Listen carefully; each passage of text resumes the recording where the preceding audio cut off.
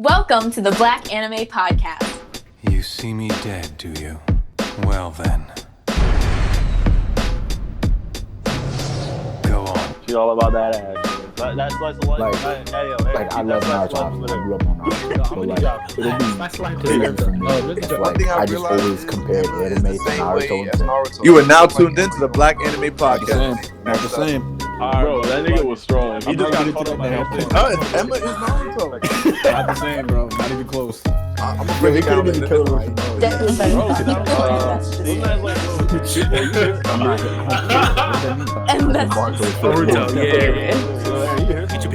Get your baby. You are now tuned in to the Black Anime Podcast. How I irk you, bro? This is the end of the road.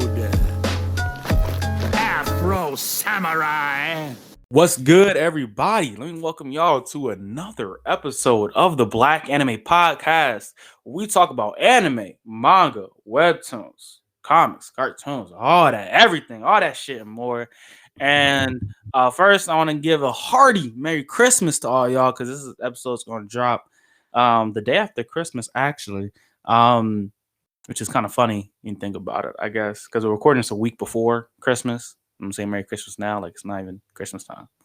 I guess it is, right? Whatever. Anyway, but yeah, you got your main man here, Aaron, aka the Lost Homie, aka the Anime Anthology. And it's been 2 weeks since y'all heard my beautiful voice. 2 weeks. Crazy. But I got two very special guests on here today to talk about the topic today, because this is a topic that's very near and dear to my heart. I love comics. I love comics and cartoons before I loved anime. And manga, which is crazy, right? But this is something I've been wanting to talk about for good, was it like 6 years now, 6, 8 years now? So I'm glad we're finally talking about it. And I'm gonna let them introduce themselves and just we introduce yourselves, talk about, I mean, what y'all do, you know what I mean, with podcasting, you know, streaming, video game, whatever y'all do, writing, whatever, anything. But let's go ahead. Let's start with you, Dark Magician. Hey, what's going on, everybody? It's your boy Anson. Go by Dark Magician, Twitter, Xbox. Got a YouTube channel called Euphoric Trip. I'm one half of that, where we do reactions to movies, video games, trailers, anime, whatever. And we got, more content coming now since, we kind of reached 3,000 as subscribers. So let's go. Yeah, we climbing, man. Gotta get more content out, and I'm happy to be here because this is a conversation, like you said, I've been wanting to have with other like comic fans that really like comics and can really break down why the movies are either good or bad. For real. All right, then we got X. Go ahead, man. Yo, it's X aka X The Renegade, aka X The Ronin, aka wherever the fuck my account is on this week. I've been surviving and ducking them like the goddamn Gestapo since July. I do a Black comic book podcast over at RNC Radio called The Black Variant with my partner Van Red. You might know him as SSID _ENT. He's currently at work because he keeps a job during this panoramic, so shout out to him. But yeah, man, we're all good over here. I'm happy to be here. I'm happy to talk this DC talk, my boy. All right, let's go. All right, so before we get started, as always, let's do the what's up. So let's just check on everybody, see what y'all been watching, reading, doing, whatever, you know what I mean? How y'all keeping busy during this very tumultuous, hectic holiday season, while as my man X stated, the Panda Express has been going on. So let's head over to him. What you been up to, my man X? What's good? Man, I've been doing a whole hell of a lot. Obviously Mandalorian dropped this week. And that episode was absolutely incredible. I'm not going to spoil it for you if you have not seen it, but you should watch that shit. That's all I'm going to say about that. I finished New Game Plus of Miles Morales PS5, so that was always fun. What the fuck have I been reading this week? That's a great question. I read some Batman, The Gauntlet, which is like the story of how Dick Grayson's final assignment before becoming Robin. That's fire. What else I read? I got so much shit in my bookcase, bro. I forget. Something I recently read is Batman Ego. I read some Green Arrow a little bit a while ago. I've been all over the place, honestly. We'll take it from there. Bet. Sounds. I keep my thing is and I was saying this on the timeline. My biggest problem with reading comics, I picked up, I think, Batman Hush. I picked up some Black Panther joints. I've been slowly rebuilding up my my arsenal of comics because I used to have a Nook back in the day. That joint's fried now. That joint's gone. And I had hella comics on that. And the thing is, like, the problem is, like, I'm so far removed from it. I forgot so much of them because I read the Runaways. Actually, I love the Runaways. Runaways is one of my favorite series. I read the Runaways. I read like the Dark Avengers run. I've read a lot of stuff, but like that shit is fried. So I've no I don't remember have that shit. I don't know how to. I can't get it. Like, that shit is gone. But I like to read like hardcover better than anything else. So that's what always holds me back sometimes. Like, I can read on my phone, but that shit don't last. Like, I could probably read like 2 or 3 issues and then like I'm done for a month because I hate reading on my phone. So like I just be picking them up volume by volume. I think I got Batman Hush and I got Batman Year One. But like I've read like parts of like Long Halloween also. But anyway, but I feel you, man. I need to get my bookcase beefed up. I'm trying to one of these days, I'm gonna go ahead and you're gonna see me on Twitter post like me picking up like 30 books, 30, 40. That's the way to go. Yo, on the topic of buying books, support your local comic book shop if you can. They were down bad during this panacea, so any help would be welcome. Continue, my bad. Now you're right. That's 100. That's 100. I always try to look for the locals, especially the Black-owned ones, because they always struggling. You know what I mean? So help them out when you can. But all right, Anderson, what you been up to, my man? Man, been reading One Piece. I caught up on One Piece finally, like to the anime part, and I've been reading it. Watching Black Clover. I know you hate it. Don't you hate Black Clover? I can't. See, hate's a strong word. I'm not gonna say I hate Black Clover. All right. If people misinterpret this when I slander Black Clover. I don't hate Black Clover. I just think Black Clover is average. I think it's mid. I think there's nothing special about it in any way, shape, or form. See that? I mean, it's an okay watch. I can say I ain't taking it serious, like some other anime. But man, I've been on Jujutsu Kaisen. I'm watching that weekly. Been loving it. That's fire. So once that's done, I'm gonna start reading. Oh, for real? I'm trying not to. My boy, I think Bo reads Jujutsu. I'm trying not to. I'm trying my best not to read anything that's airing currently. Yeah, once it's done, like this season, I'm definitely gonna start reading. Like I can already tell. It's like that with a lot of anime. Like I finished Demon Slayer like that. I kind of enjoyed the first season, so I just went ahead and finished manga. I can't wait till a movie comes to the States. Lord, man, I already seen it, and it's gonna be fire. Yeah, it's out in the streets already. That shit is decent. The streets got it. I told my boy, I said, man, you can wait on it. Like me reading it and already knew what was gonna happen. I just watched it anyway. But like somebody who's never seen it, I suggest you wait. Like if you don't know what's gonna happen, because man, like all I can say about it, there's not a spoiler. Is the last fight is an hour long. That's fire.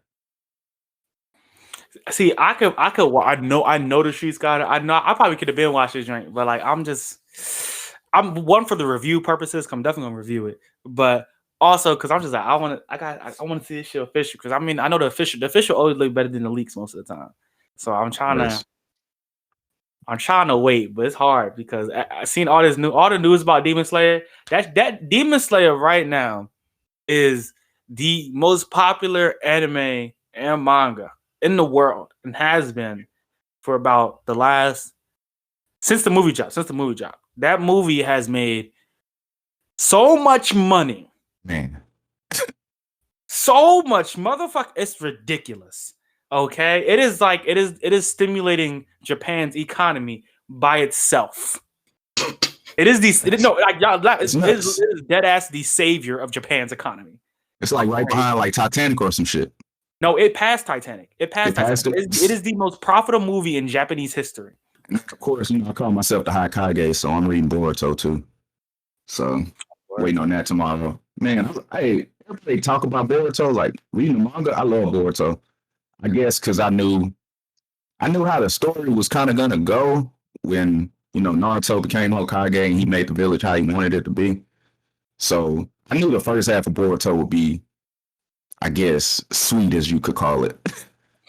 Like not that much action, but with the manga shit coming into the anime now, I think it's gonna be fire. That's what I'm That's hearing. me. Yeah.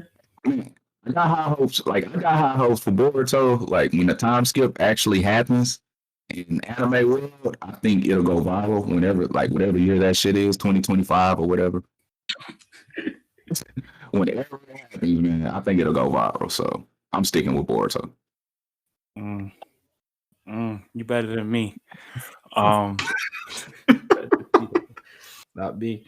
For me, last 2 weeks, I actually haven't been watching too much anime. Just been like staying up on the weeklies. I finished Fire Force ended last week, and we don't really talk about continuations every season. I think probably one of these weeks we'll have like a whole episode on continuations, I guess. But Fire Force ended beautifully, amazingly.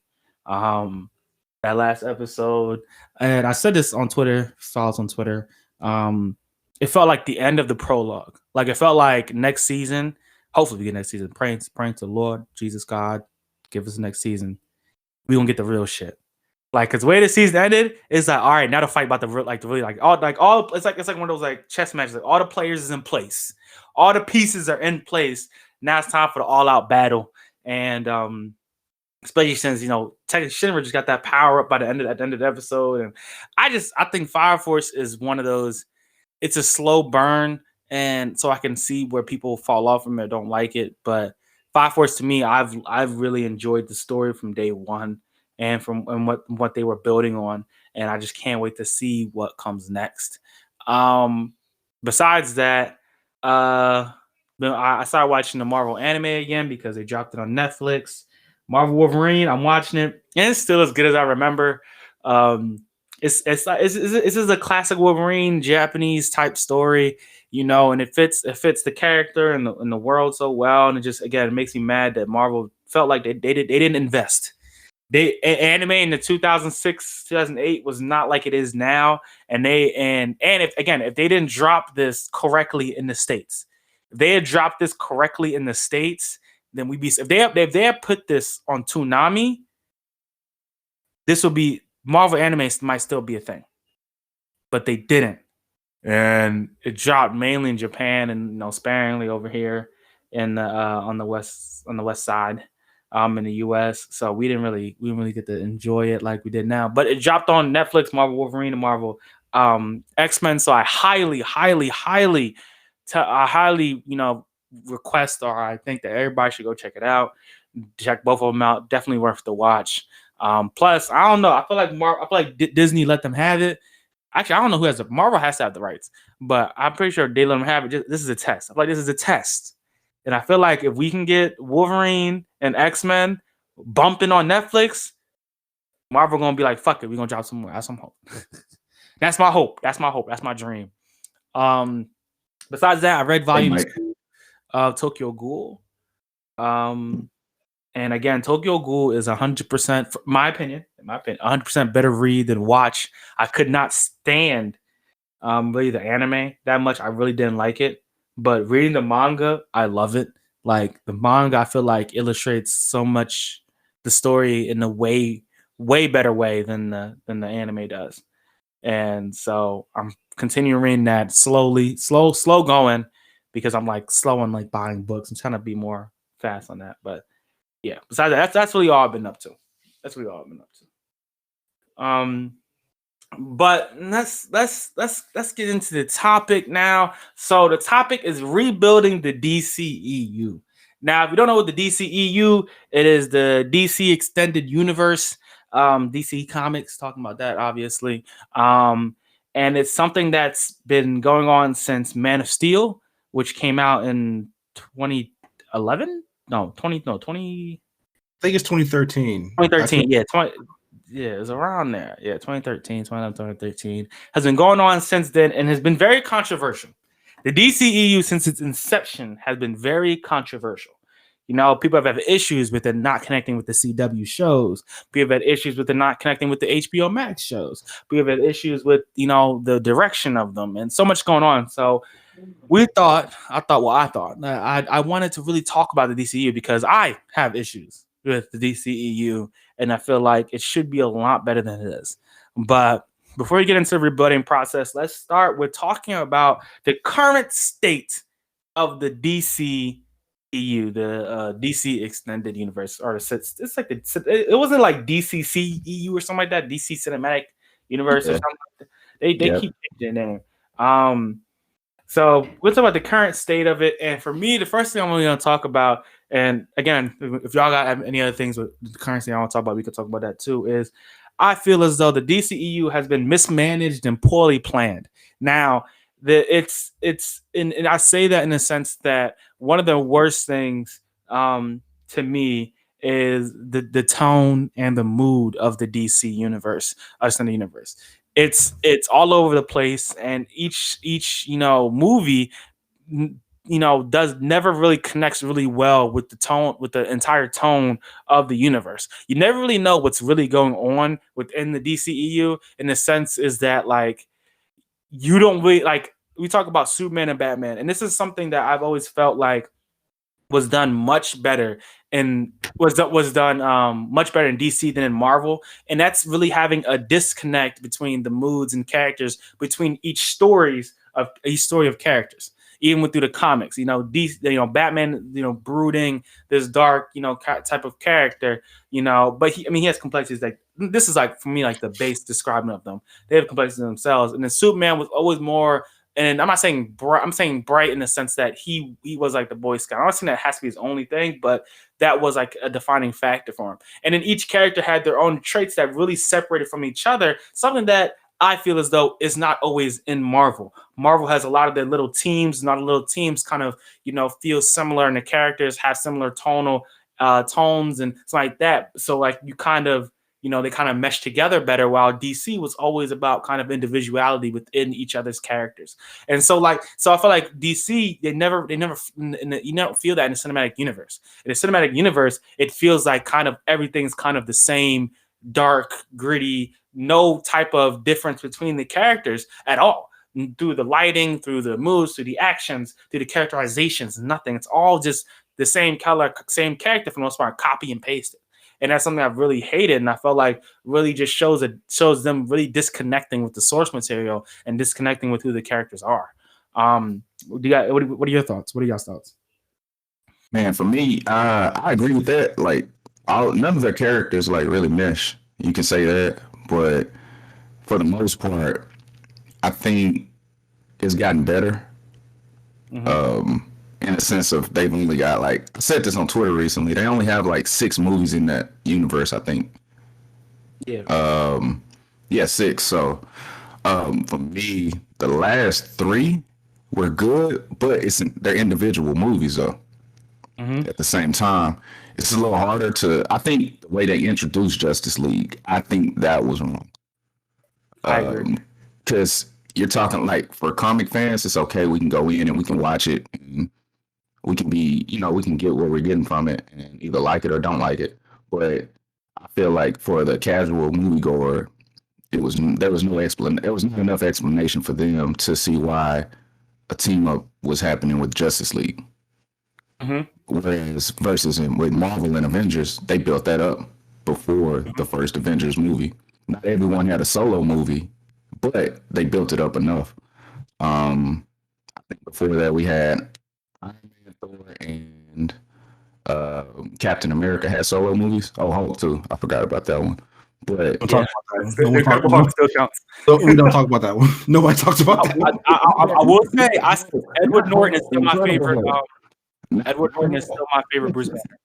Yeah, Incredible Hulk. To be fair, that's not a high bar to get over. I just want to say that real quick. That's not Mark Ruffalo's Bruce Banner is not high to beat at all. You're right. I'm not saying you're wrong. You're right. It's not. But so I think the setup with that was done way better than with DC. Like Batman vs Superman. I still feel like that shouldn't have been the first like movie right after Man of Steel. I agree. For me, as a comic fan, and like my favorite, it might be my favorite comic line, Death in the Family. If y'all familiar with that one? Yep. Which one, right? Oh, there's death in the family, and then there's death of the family. Oh, yeah, So, of the family. Of the family is the recent one, right? yeah, Death of the Family is it came out in 2012, 2013. I was younger when that shit dropped, so that's how I remember it. He's staying in Batman vs Superman with the Robin suit with ha all over it. And like as a Jared Leto fan, I wish they would have used that Joker before the Suicide Squad. Use that Joker to be the one to beat Robin with the crowbar. And let that be one of the gateways to the rest of the movies. Like, because everybody loves Batman. Batman movies pretty much do well all the time.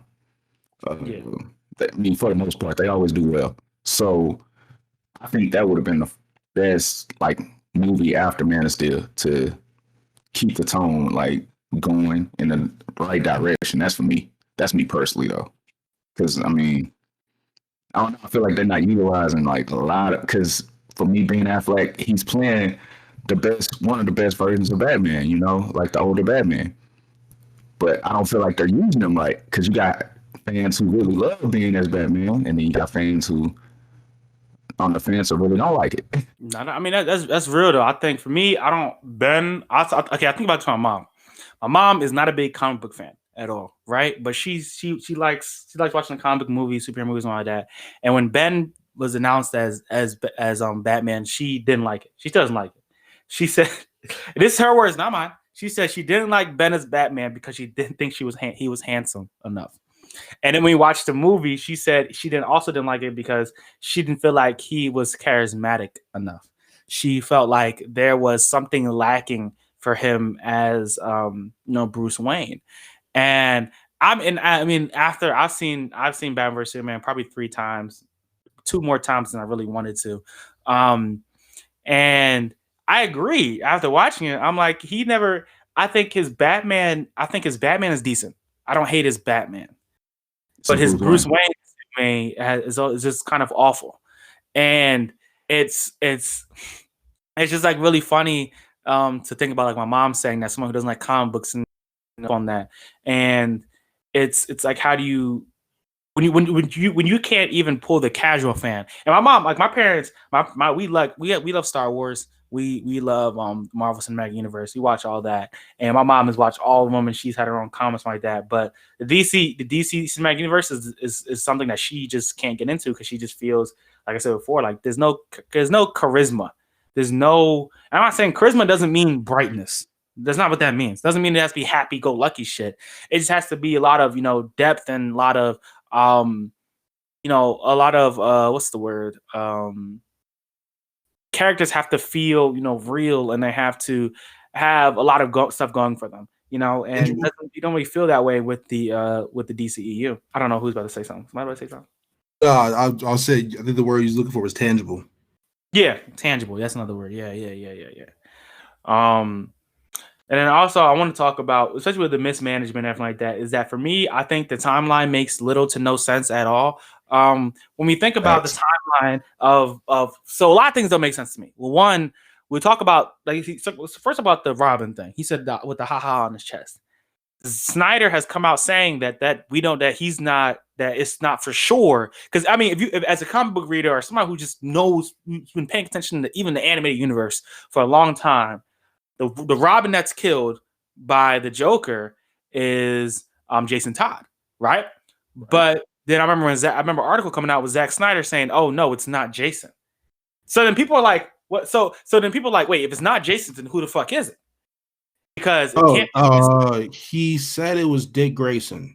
Yeah, that's what I'm saying. Like he said it was Dick Grayson. Because so everybody's sitting here like, so everybody who knows comics or even has seen the anime movies, we're like, if it's Dick Grayson, right, then why the fuck is Batman like 60 years old? Or why is he so old? Right. So you're saying he only had Dick Grayson as a Robin? He never had Tim, or he never had, or Damian, his son never came, or he never had even if he said it was Damian, right? If he said it was Damian, I would be kind of mad because I wish we got to see Damian. But at the same time, that would still mean we had a potential of 3 to 4 other people who can pick up. We can have a Nightwing movie. We can have a Red Hood movie. We can still, you know what I mean? Like Damien's relatively new, and you could always bring him back to the Lazarus Pit. You could always pull up shit to bring him back, and the way Damien is, I can understand it. But it's like that's just like a straight bastardization. Like, sorry, the timeline makes no sense. And then also how, and this is talking about with having Batman vs Superman second makes no fucking sense, because Man of Steel, we get Superman at first, and then Batman vs Superman, now we have Superman's a menace, and Superman has only done one thing, right? And so you're telling me that Batman had been Batman for at least 20 years, and then Superman comes? So I'm confused. The timeline doesn't make sense when it comes to, you talk about comics and anything like that. So why? So Batman's damn near 40, 50 years old, has only had one Robin, and Superman is just now becoming active as a hero. What the fuck? That's one thing that got me. That's one thing that got me, like, with these movies. It was the timeline and the way they set everything up, right? Even just the whole everything they're doing, like with the standalone movies, like you confusing the fans, everywhere. Like with the Batman, the movie that's coming out with what's my boy name from Twilight? Patterson. I think it's gonna be a good movie. Like, I think it'll be really, really good. But that's not the Batman that they're gonna continue to go with. I'm not. And if they do, what you gonna do with the DCEU? You confusing. Like, I think it's just a lot of confusion with where they want to go. Too many people want to go in, several different directions, and they're just throwing money out, letting people do whatever they want to do. And it just really, makes the DCEU look really infantile next to the MCU. And we talk about, like, another thing I noticed is that talking about BVS, when Batman is looking for, evidence of Wonder Woman, right? And he has to go back to this picture of her in World War I, right? But then we have 1984 is coming out right now. In 1984, they had cameras, they had phone, like that. They had like devices to take pictures and shit. And Wonder Woman was very active. We're seeing in this movie, she was active in fucking malls in the middle of the United States. So you're telling me that nobody had a picture of Wonder Woman, within recent. So he said for what the World War I picture, like, makes no fucking sense. I'm like, and the fact that he has to go back that far. Wonder Woman, if Wonder Woman was active in 1984 and she was as active as she was in the movie and everything like that, unless she went around the world deleting people's pictures and cameras. And the thing is, and from what we've seen from the trailers and what we've read from reviews, it is what's going on in the movie is a worldwide phenomenon type thing. Then why the hell would she not be at least in the history books or at least in some way, shape, or form a household name? Like, people be like, Wonder Woman, oh yeah, I remember when that happened in 84 and she saved the day. Like, people would know who she is. And so that was strange to me. And then, even you can even go deeper into it. And I'm trying to remember something else I just had on my mind. It just fell out. But it's just a lot of, it just feels like, and like also like, where does Shazam fit? Is Shazam post? I believe Shazam is post Batman vs Superman, but like before Justice League. I don't know. It just feels very, everything and nothing makes sense when it comes. We really start to scrutinize the timeline that the DCEU is made. Like it just reeks of what Anson was saying. It feels like they're just throwing out money to people and saying, "Hey, make a movie. Go ahead and make a movie." Like, we don't really care if it fits or not. Just make a movie. And that's like where it falls short in being a really well constructed cinematic universe, because no one knows what the fuck is going on. And then when you make these other movies, like Matt Reeves is the Batman with Robert Pattinson, and if people like that movie more than they did Batman vs Superman or any other DCE movie that come out, what do you do then? You want to keep making a DCEU when people obviously fucking hate it? It's like, come on now. Like, you're just digging yourself a hole.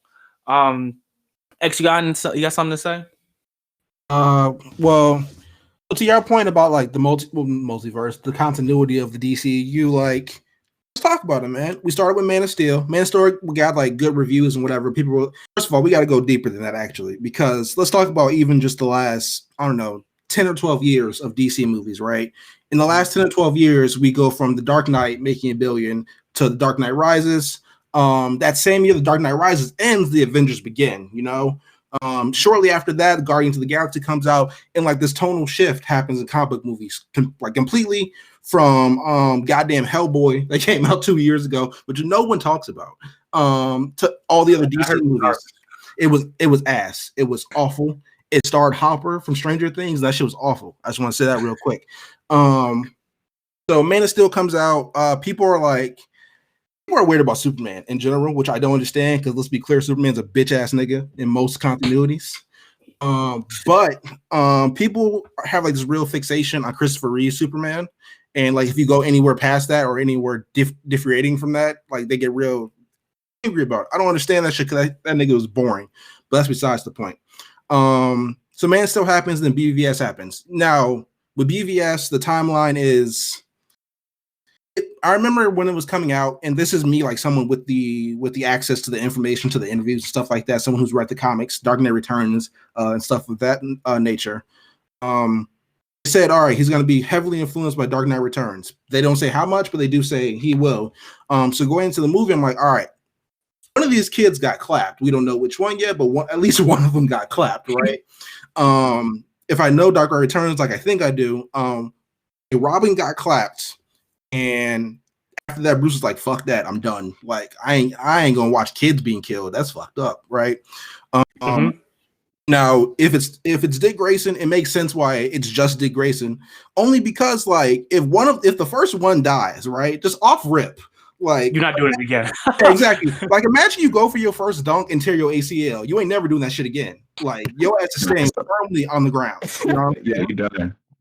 You done. Like, I am not Brandon Roy, nigga. I am staying home. I am good. I will collect these checks and be happy. You know what I'm saying?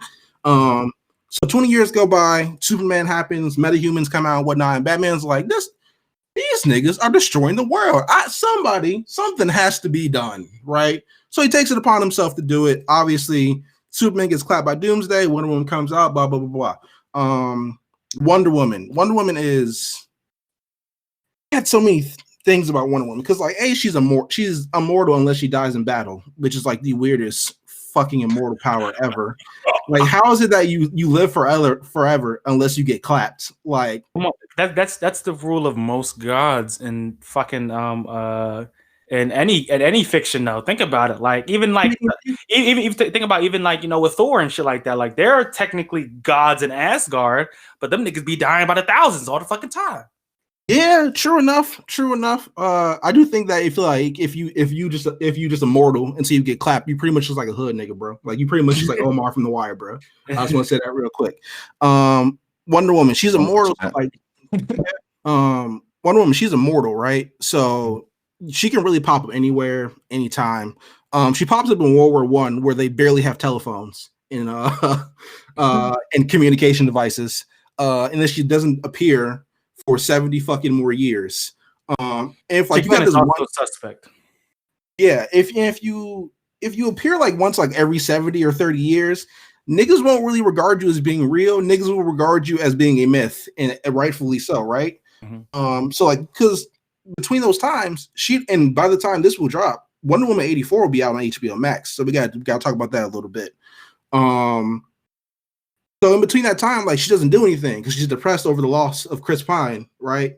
70 fucking years. 70 fucking years. Imagine just sitting around drinking for 70 years. Come on, get some new dick. Remember, she was a museum curator.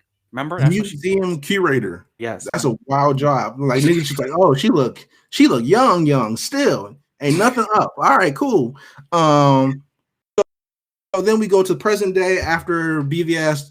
Like, let's talk about the failure of the DCEU continuity, because that's pretty much a well-documented issue. It culminated in the 600 million total gross of Justice League. Mm-hmm. You can tell throughout the movies, like, we're not even talking about Suicide Squad because A, we don't talk about that, and B, there's things like you can tell like the dueling kind of theories what they wanted to go with it, right? It depends Suicide Squad when you're done. Yeah. So then you get Zack Snyder's view of the world, right? And you got what DC is doing, or rather Warner Brothers. And like, mind you, like I said before, the MCU was booming at this time. You know what I'm saying? Avengers just made $1 billion. I believe Age of Ultron had came out at that time, Iron Man 1 and 2, stuff like that, right? So like, all right, so they're doing lighthearted, they're doing jokey, blah, blah, blah. What if we did that? And Zack Snyder was like, that's not what you called me for. Like, that's not what my contract says, bruh, right? So I think honestly they got spooked. Warner Brothers got spooked and they kind of let him fuck them up. Like BVS, for all intents and purposes, in like normal Hollywood terms, did well. It made like $800 million, right? Yeah. But it should have crossed $2 billion. It should something with Batman and Superman in it in live action for the first time ever. That should have been one of the biggest movies to ever come out.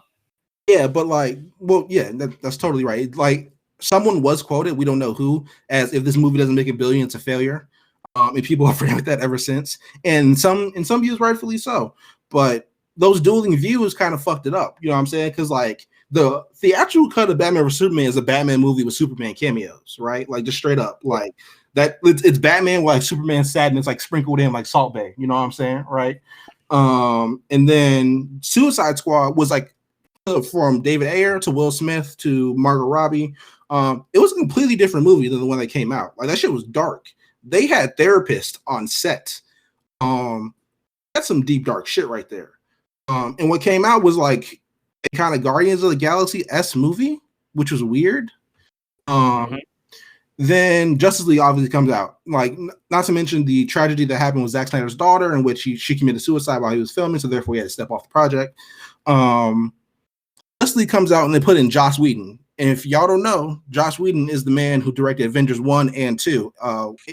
That's another like mistake, because Joss Whedon in the whole sense, and again, this is another problem I said before with the tonality, like the tone or the mood of the DCEU. Joss Whedon did not fit what Zack Snyder was trying to make with the tone of the DCEU. And I mean, Avengers 1 and Avengers 2 are, in my opinion, I do think they're both great movies. Whether you think Age of Ultron is good or not, that's, you know, everybody's own opinion.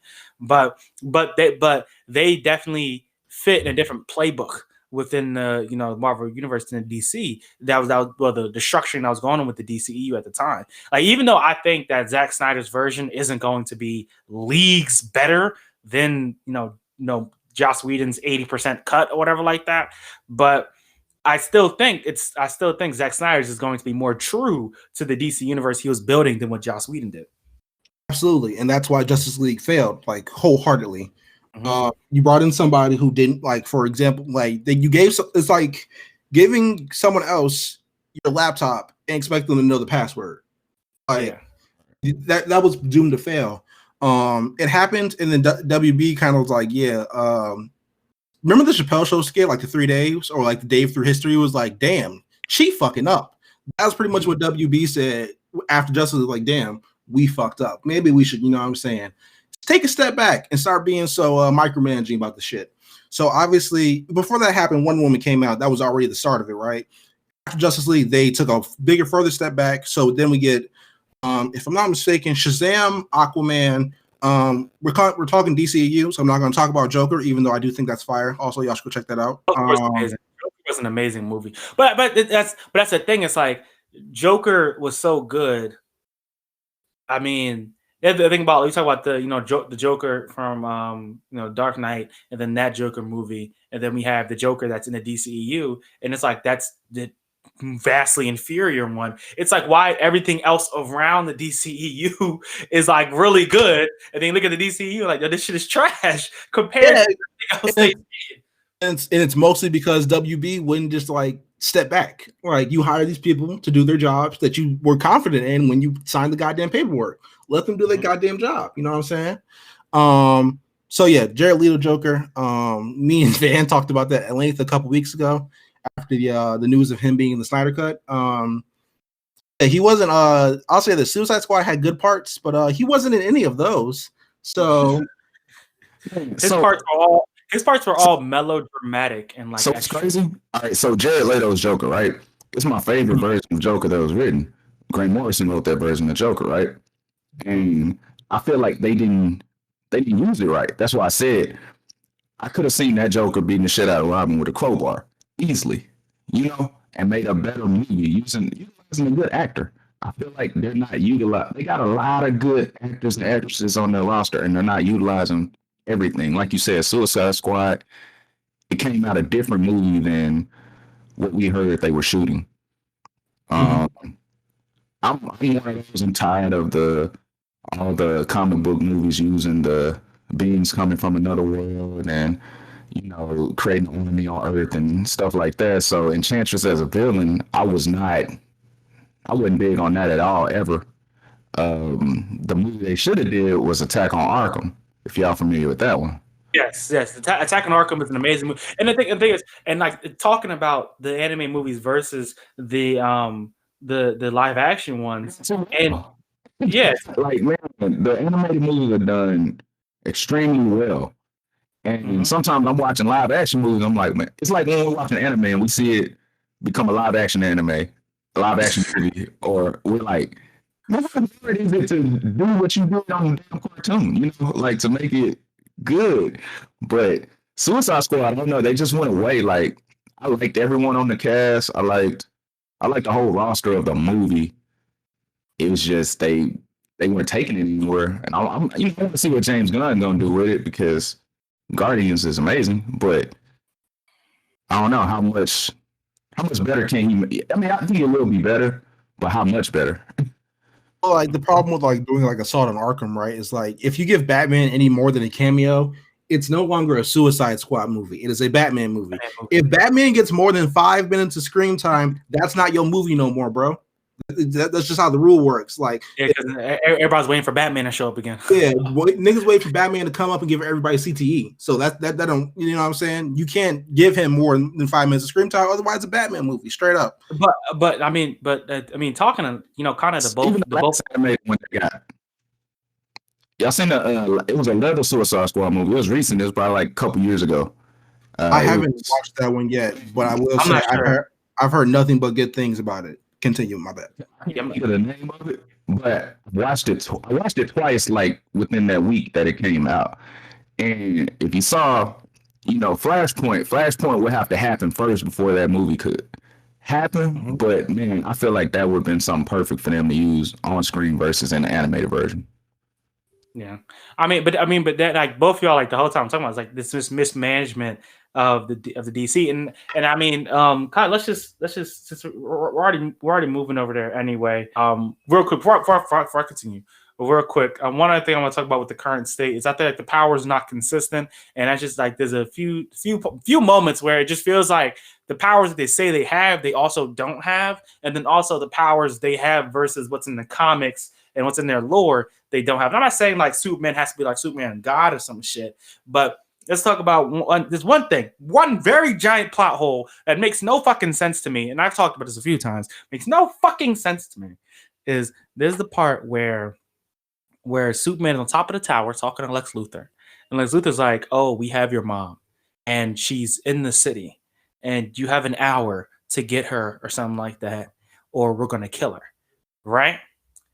And Superman, being nearly as fast as the Flash, also being able to fly and see through buildings, instead of just flying around his very small city and just getting her within 5 minutes, because he's Superman, he fights Batman, the most convenient of conveniences ever in the history of superhero conveniences.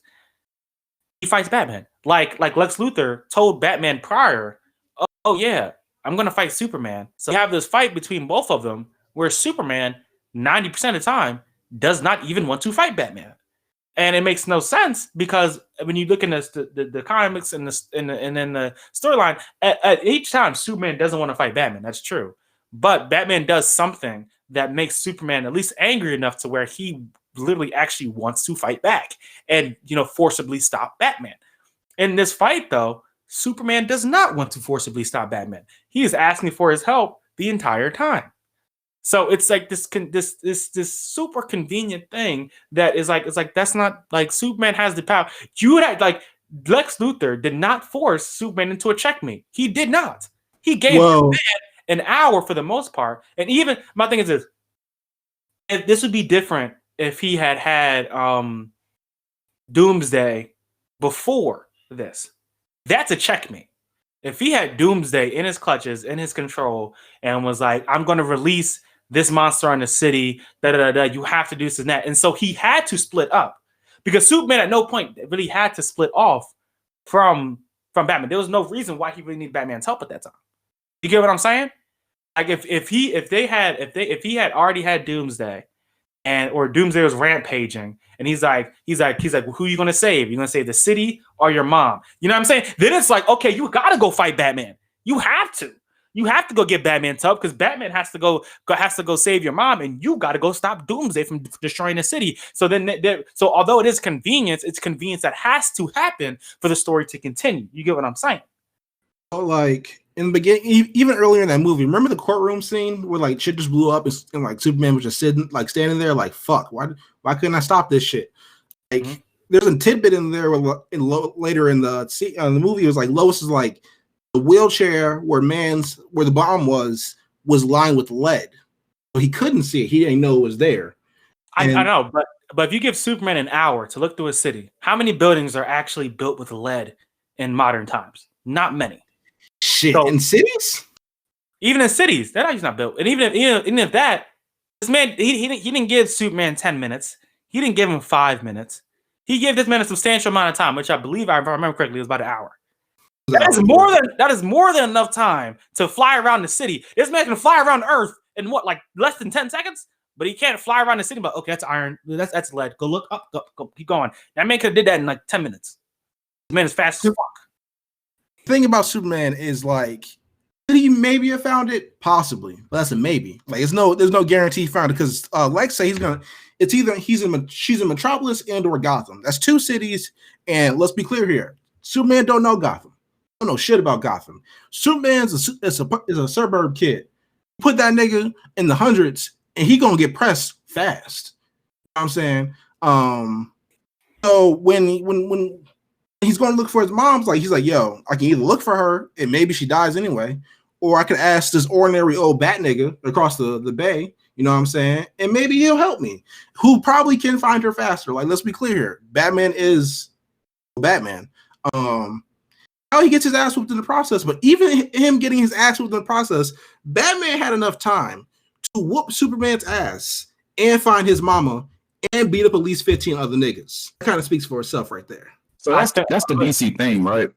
You got Superman who's overpowered in every aspect, but yet, like you said, he can't find somebody within an hour. They do the same thing with the Flash. He's supposed to be the fastest being, yet everybody is faster than him. That he goes up against somehow. Speaking on like the zooms and reverse Flash, they seem to always be faster than Barry for some reason, but he's supposed to be the fastest. And I think that's just something DC does. Like, they use that as far as Lex to outsmart, Superman in a sense.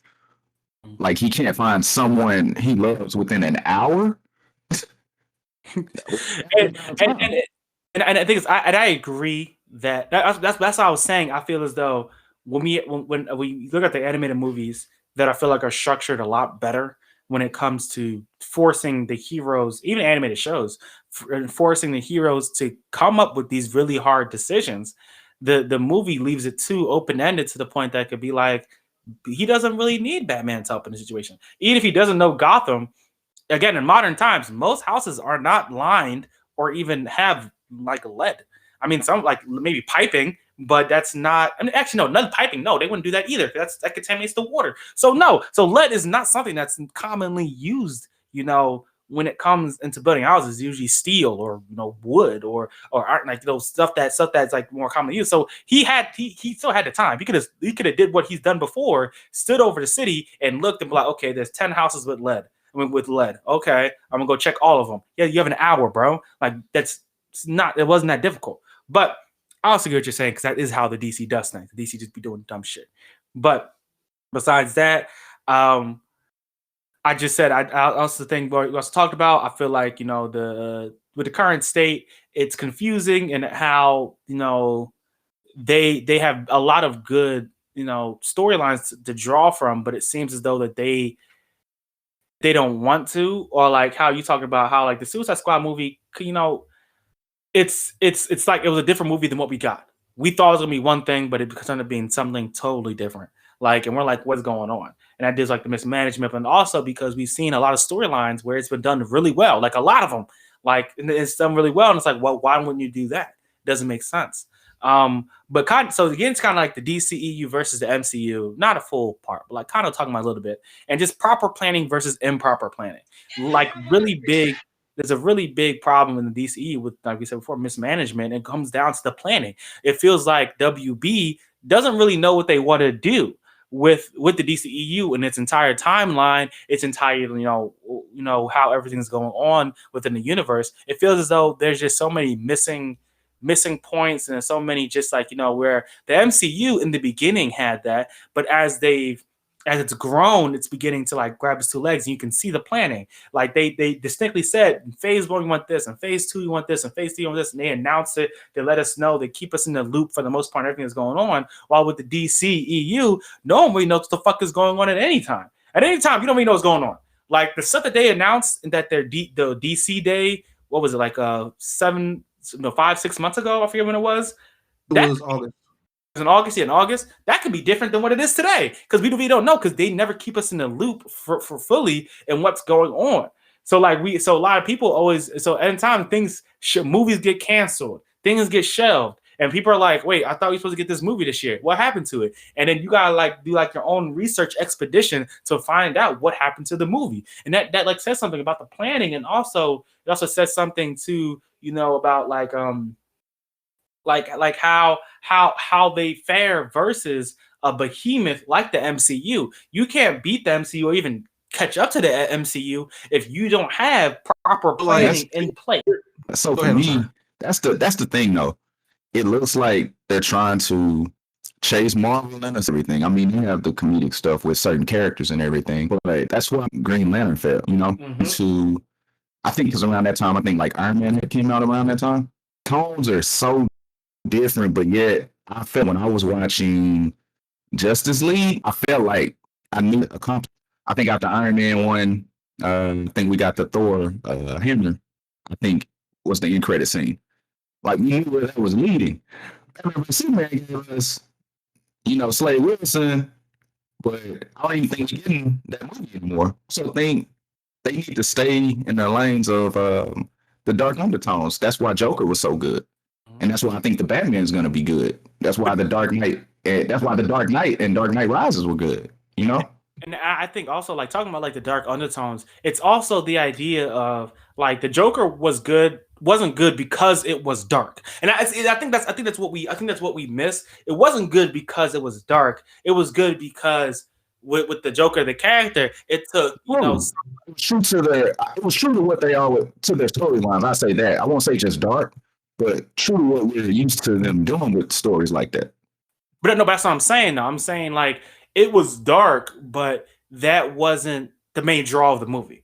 And for me, it feels like DC, like Man of Steel, Batman vs Superman. Their ideas. This isn't your mama's Superman. This isn't your mama's Battle of the Gods. And they're like trying to like the idea like with those movies felt as though they were taking this overness, this over exuding of darkness, of grittiness, and like that. While the Joker, although a dark movie, has a lot of bright spots and the development, the growth in the character like that. It's not all about the darkness. The darkness isn't necessarily what you show to us. It's in the little moments in a way, if you know what I'm saying. Like with Man of Steel, I don't hate Man of Steel. I think Man of Steel's a decent movie. I'll probably give it around like a 6 out of 10. That's probably what I would give it. I think it's a decent movie. I don't like some of the choices in it. I feel like some of the choices are kind of ridiculous. And I feel like a lot of times it takes away from Superman's character. But my thing is, I'm okay with it being more of you could say a realistic, a more grounded look at Superman as a character. But then also it feels like because it was so focused on this whole godliness, this whole darkness of like, the darkness of his powers, of how if you do too much, people will look at you like you're evil type shit, that it really took away from the Superman that we do, know and love or don't love, of that idea that, he's hopeful. He feels like he can use his powers to inspire and help. And we never really get that. Like, I'm not saying he has to be happy-go-lucky. I'm not saying the whole movie got to have, the bright lens on it. But I still want to see a Superman that uses that thinks of his powers as something that he can use as, hope and justice, and that he was given the powers to help people. And that's not something we see in Batman vs Superman, Justice League, or Man of Steel. And none of those we see that. And it feels as though it was more focused on creating this feeling of darkness, this feeling of this feeling of like real existentialism and realistic, like all this like that it takes away from his true character arc, something we don't see in the Joker. If you get what I'm saying. If I mean, I could be saying it wrong. I could be wrong, but if I get what I'm saying. Exactly what you're saying. Go ahead. I mean, like, even you good. Even like on a more basic sense, like, yeah, Joker was like true. Like it took things from like 3 Jokers and other big Joker stories like Death in the Family and whatnot. Like, even like more simpler, they hired a filmmaker and a crew and a cast to do the jobs they signed up to do. They let them do it, and it turned out great. Like, and it's just simple as that. And every time they do it, it turns out well. Like Wonder Woman, even before Justice League, turned out good. It wasn't controversial. It was hailed as movie of the summer, and it was treated as so, right? Even after Justice League, things like Shazam, right? Shazam was never meant to be serious, and people loved it. It's a fucking kid movie. It's a parody of a superhero movie, right? I still hate Shazam. Man, Shazam was great, man. It was great. I still think. Wow. All right. So let me ask you this, black man. Let me tell you this. You hating the movie with Megan Good in it, my nigga? Is that what you're trying to tell me right now? Megan Good was only in it for like 5 minutes. I don't care. I mean? She got me the whole time. Every movie Megan Good is in deserves an Oscar. All right. Video Girl? Come on. Yes. I don't know about that, but Top of the Yard. What she was in? No, Stomp the Yard deserves an Oscar. You bugging. Stomp the Yard deserves an Oscar. Fuck it. Yeah, I mean, Black Excellence. Black Excellence. My nigga, fuck Stomp the Yard. But Stomp the Yard deserves it, nigga. Like you said, Shazam wasn't a serious movie. But I feel like like I said, I feel like the last 3 were good. And when I said that, I was referring to Wonder Woman, Shazam, and Aquaman. Because and even on the, like, you bring up Aquaman, like, Aquaman made $1 billion. Bro, can you tell me a decade ago to my face that a movie starring Aquaman would make $1 billion? That is, if you put Jason Momoa in it, sure I got that. So put Jason Momoa, it don't matter what year, it would have made $1 billion. Jason Momoa he kind of a goat in my eyes because of who he married to. But it's like, so for Wonder Woman, she's a huge, like, my mom is the reason I like comics the way I do. She has a Wonder Woman tattoo on her arm. So do I. For my mom. I feel like, so she really loves Wonder Woman. At first, she was like, she didn't think Gal Gadot would be good. She said, I don't know, I feel like she's too short, and my mom had her critiques. You had your critiques of your favorite person, and when she saw it, she was like, man, she killed that shit. Like, she couldn't, and I felt like she killed it. And the only thing I didn't like about that movie was the third act. Same. Aquaman corrected that. When Aquaman came out, its third act, elevated. And I was like, okay, if they can keep this up, they can keep going in. And the movies can be better. But I mean, Shazam, it was comedy for me, I think I would say I put it in there. I would put it in that Deadpool kind of realm because we love Deadpool, but it's not a serious movie, I think Shazam goes to Kitty. So first thing, talking about proper, moving away from planning, because we already said DCEU has horrible planning. A lot of it makes no fucking sense. But in talking about DCEU kind of trying to chase down MCU, I think Shazam at times goes too far to the Kitty side, to the point to where it just has decisions and things that I dislike. So let's talk about, just to shit on Shazam, let's kind of talk about the main villain. The main villain is horrible. Really doesn't really have much, attachment. There's nothing really to him. And the 7 Deadly Sins part was also bad because 7 Deadly Sins, they didn't do shit. They just ate people. That was it. Like there was no development behind them, anything. Like, you could tell from the beginning that these were not meant to be any more than just a one movie villain, right? And that's something that MCU definitely does. MCU definitely has one movie villains, which I also hate, but they also kind of build their villains up, even in their one movie villain states, to be, they try to at least make them larger than life. But the whole time with this movie, it was never like that, because that wasn't even anywhere near, that man was never even anywhere near the main plot of the show, the main plot of the movie. You get what I'm saying? Like, he was just kind of like an afterthought. Like, the whole main plot of the movie was about I'm so crazy. I'm forgetting the main character's name right now. Wow, Shazam! Forget, like, Billy Batson. Billy Batson. The whole thing was Billy Batson kind of finding his own character and who he is. But like, the main villain had nothing to do with that, right? And so the main villain was an afterthought for most of the movie. That's one. Two, I hate Billy Batson's best friend. Okay, in the beginning, I thought he was all right. I was like, he's okay. But then when you get near the end of it, and there's this one part where he gets mad at Billy for saving people, and he's like, "Man, you didn't bring me. Like, you can't run." No. That part pissed me off, because I was like, "You're getting him because he didn't bring you." When one, it wasn't even his fault. He didn't choose to not bring him. It was like there was no conscious decision in Billy's head to not bring the kid that was his best friend. That was not a conscious fucking decision. It just happened. And then he got mad at him for something that just happened. And then 5 seconds later, he wants him to save him. No, fuck you. I would have said, fuck that kid. That's why I'm not a superhero. But also, I would have said, December 21st. No, I mean, we might have powers right now. But I'm saying fuck that kid. I'm saying fuck that kid, because my thing is, he acted like, and this is the thing I hate about it, and this is the movie, he acted like he was entitled to Billy's powers the entire time. And by the end of the movie, he never learns anything, because Billy just forgives him. And in the end, he even gets to meet Superman. So I'm like, there's nothing like that character. He was selfish. He was selfish the whole time, and he got to be a Shazam character. So he was selfish the whole time and was rewarded for it. Like, well, the Shazam movie is ultimately about, like, family, like, at the end of the day, right? Like, we can all agree on that one, right? It's about family and finding those, even though, like, you might not be related, your family is still your family, shit like that. If I remember correctly, they were beefing in the movie because I think the kid's name is Will, if I'm not mistaken. If I got it wrong, I am sorry.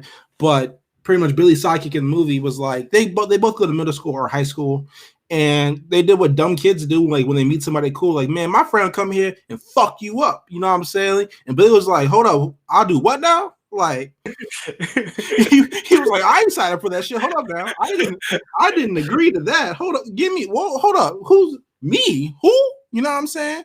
So like the time comes and the kid pulls up like, what's good? And like, Billy's not there when he said he was going to be there. You know what Billy's doing? Billy's in front of the Rocky fucking steps, you know what I'm saying, doing magic shows. All right. So like, no, that was after he got mad at him, because at first Billy, remember, he saved that bus and he was on the news, and then he got mad at him. That was after that. So like, if I remember correctly, the Rocky steps happened. Man's is like, where the fuck were you? My nigga, I got a swirly. You know what I'm saying? Like, and then the butts happens, and then what's his face? Savannah comes and packs Billy out in a toy store when he threw the Batman doll at him. If I got that right. Yeah, man. Like, even I might maybe I'll watch it again, but all I remember is that him being just like mad selfish for no reason, and it blew my. I was like, "Fuck you being all this, so you being selfish for, G?" Like Jimmy, Billy does not. He does not. You know, Billy does not have to help you. He's doing it because he's your family. He's your friend. He does not have to, and you can't set up situations for him to do stuff for you just because you want to get revenge. That's how I felt. So Shazam, right? Like, I don't know. It's one of those movies. Certain characters, I feel like, shouldn't have movies because of the death of the villain. Because if we're being honest, like, a lot of movies are carried by the villains. Like, you know, who the superhero is fighting. With Shazam, I think the only villain it's like a Flash movie. I don't really care about a Flash movie. Unless it's going to be Flashpoint, but I don't want that movie until, you know, the universe is built up. But for like Shazam, the only, you know, villain we truly care about is Black Adam. Yeah. And he's getting his own movie. You know, that's one of the confusions. I think we go back to the poorly planning.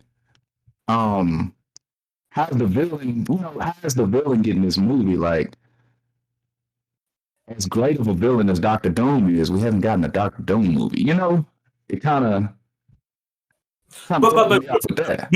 But the thing is, there's no Marvel movie that really feels like it's missing Doctor Doom. Doctor Doom would be a step up.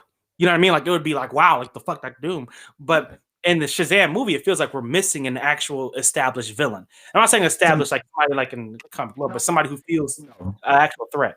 If you ask me, but to build up that universe, because I mean, just being honest, just going back to you guys reading comics and stuff, have you ever truly cared about a Shazam storyline? No. I doubt it. Just be speaking for me, but I doubt it. You know, I do feel like it's characters that we need to develop, like Martian Manhunter. That's true. You know, well, I think that's what the movies are for, and I feel like me personally, I just feel like the movie failed in that. I also hate the Shazam family thing it did at the end. I hate that. I hate it. I hate it. I hate it. I hate it. I really hate it. Love Megan Good. I hate everything else about that moment when they all became Shazam. I was just like, yo. They all became Shazam to fight these nameless 7 deadly sins that don't really do shit. I face palm so hard when that happened. I was like, yo, why? Why is this happening? Why? I really hate that moment. But that Shazam family moment really pissed me off. But just moving on from Shazam and like talk about that. Let's get into the meat, the actual reason we're here, and that's the rebuild. Now, DCEU. If I could rebuild it, the first thing I would do for the DCEU, and this is the thing is, I personally don't want it to chase down MCU because again, I feel like the DC has their own stories that are tonally different and 100% on a different, not 100%, but on a definitely different spectrum than Marvel stories. First things first, I feel like they need to change the movie series structure. Now, I feel like for the most part, as moviegoers, and I mean, it makes sense. We have been stuck on the structure of trilogies, 3 movies that firmly connect to each other. You know what I mean, in series and build up to a big movie. That's what we've been. That's not victim to, but that's what we've been. In for. Right? I mean, right? And it's worked for the MCU because that's what people are used to seeing. That's what people were used to seeing, and people's attention span stayed for, and that's what we were used to. So they've been successful for that for over 10 years. They have solidified that. But as we've seen now with with the TV shows on the CW and TV shows on Netflix and now moving to Disney Plus, like they've seen merit and they've seen the views go up like that. People can pay attention for longer than just 3 movies. People can follow things longer than just on that system, 3 movies and then that's it. We can follow along longer. So I feel like if DC, this is my opinion, they need to get rid of and stop following the trilogy structure. That's the first thing. Move on to 6 parts. Do a 6-part series that leads up to it. You know what I mean? Especially with the wealth of history and the wealth of stories to tell within DC, especially right now. We could have some really good stories that reach back into history all up into modern times. That is 6-part series. And my thing is, so I would even say, because a lot of, like this talking about the Avengers, when Avengers came out, we only had the Iron Man 1, Thor 1, all the ones, and the Avengers came out. We had we had some tools in there. It was Iron Man 1 and 2, Cap, and Thor. Yeah. Yeah. So some of those were misses too. That's what's crazy. Some of those are misses. Yeah. If you want to get real about it, most of those are misses. But misses. Thor 1 is garbage.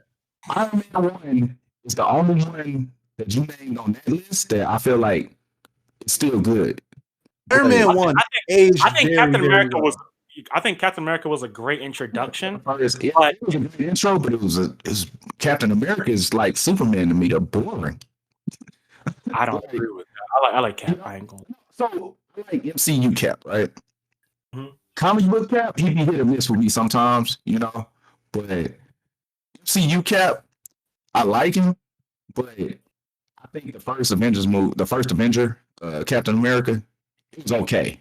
I wouldn't go back and watch it because that second movie is probably my favorite out of the MCU movies, not counting, Infinity War. But I think Captain movies, Winter Soldier was like it was one of those. It was great, right? And I feel like with that one, they created a storyline, and they made it work. DC, they tried to create storylines, but they didn't take from any comics when they made. I feel like with BBS, it was just Zack Snyder trying to do his own thing. But that's exactly what it was. Yeah. Like Captain America, the first Avenger, is not really a great standalone movie, but within the sense of the trilogy, it's an amazing movie. It's a great introduction. It introduces everything about Cap. We get a full story on him. We get a full development on him. The villain, the Red Skull, is greatly,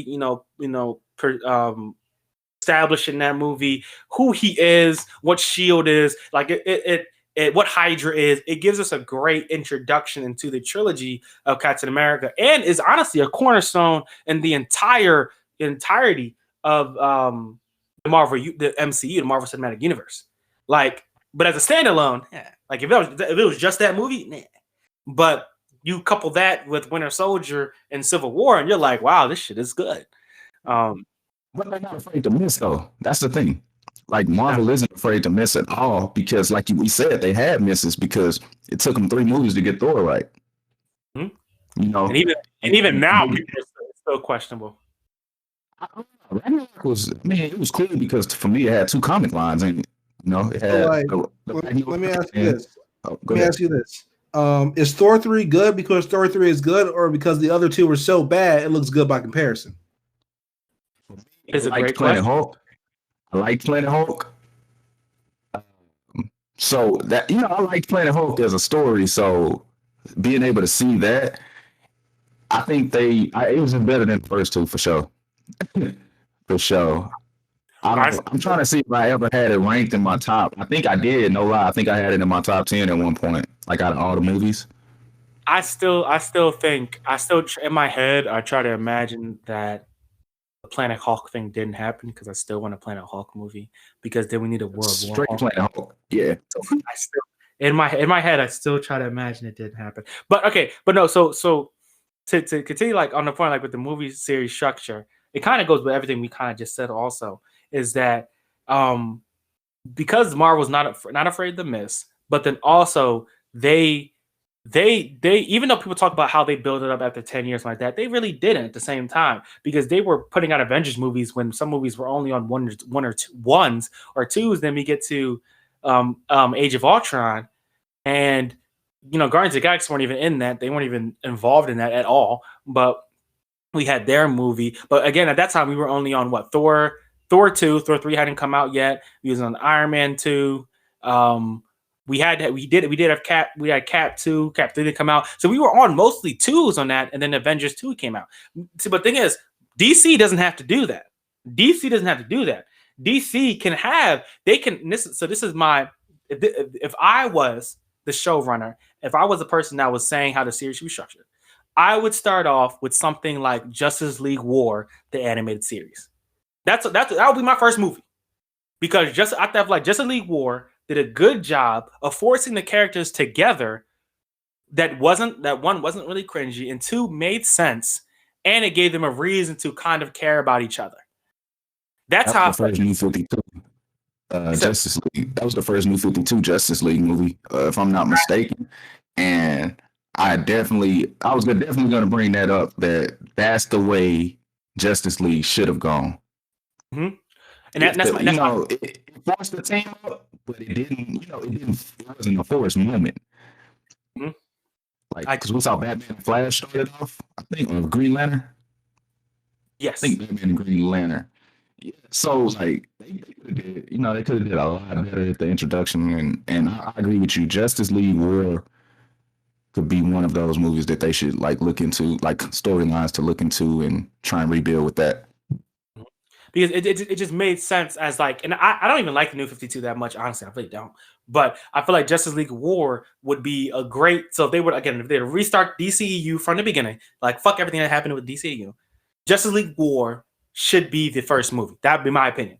And that one that breaks away from the MCU, people already are like, okay, we all have favorite characters. And 2, Justice League War, something like that, gave us enough development about each character while also, still miring them in a lot of history.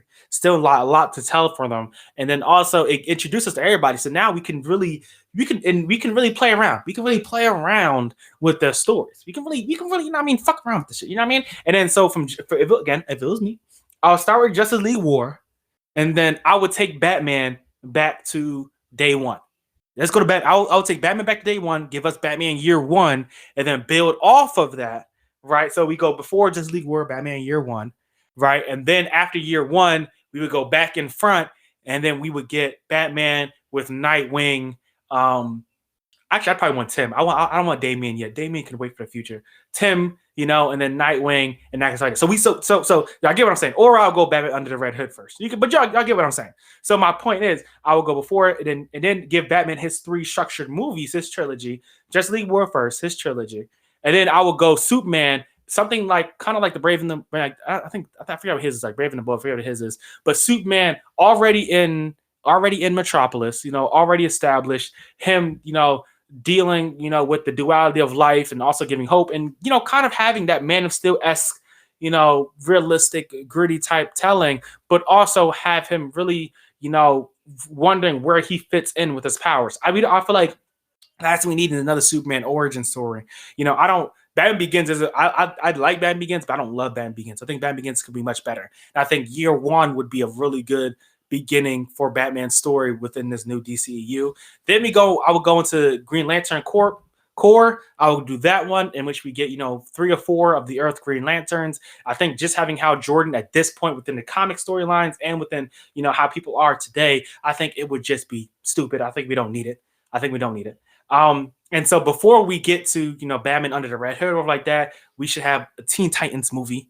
You know what I mean? I feel like that would be awesome, because also we would have, Dick or Tim as the Robin for that. And then we'd have, I've never personally liked Cyborg as a beginning main character on the Justice League. I've never liked that. I've always preferred the cartoon, even though the cartoon isn't totally accurate to the comic. But I've always preferred it in how he was in the cartoon than how he was in the New 52 or most of the comic books. I'd rather him start on the Teen Titans, have that happen. And so, but what we're creating is this vast world where necessarily.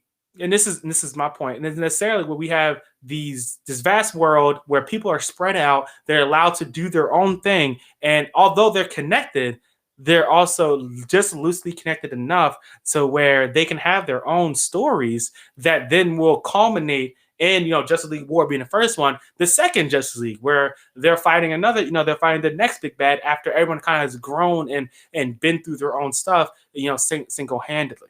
So that is my idea. My first idea for kind of rebuilding the DCEU. What do y'all think? It's my magnum opus. All right. Go ahead, man. Yeah, you go first on this topic, but you want me to go first, man? So yeah, I agree.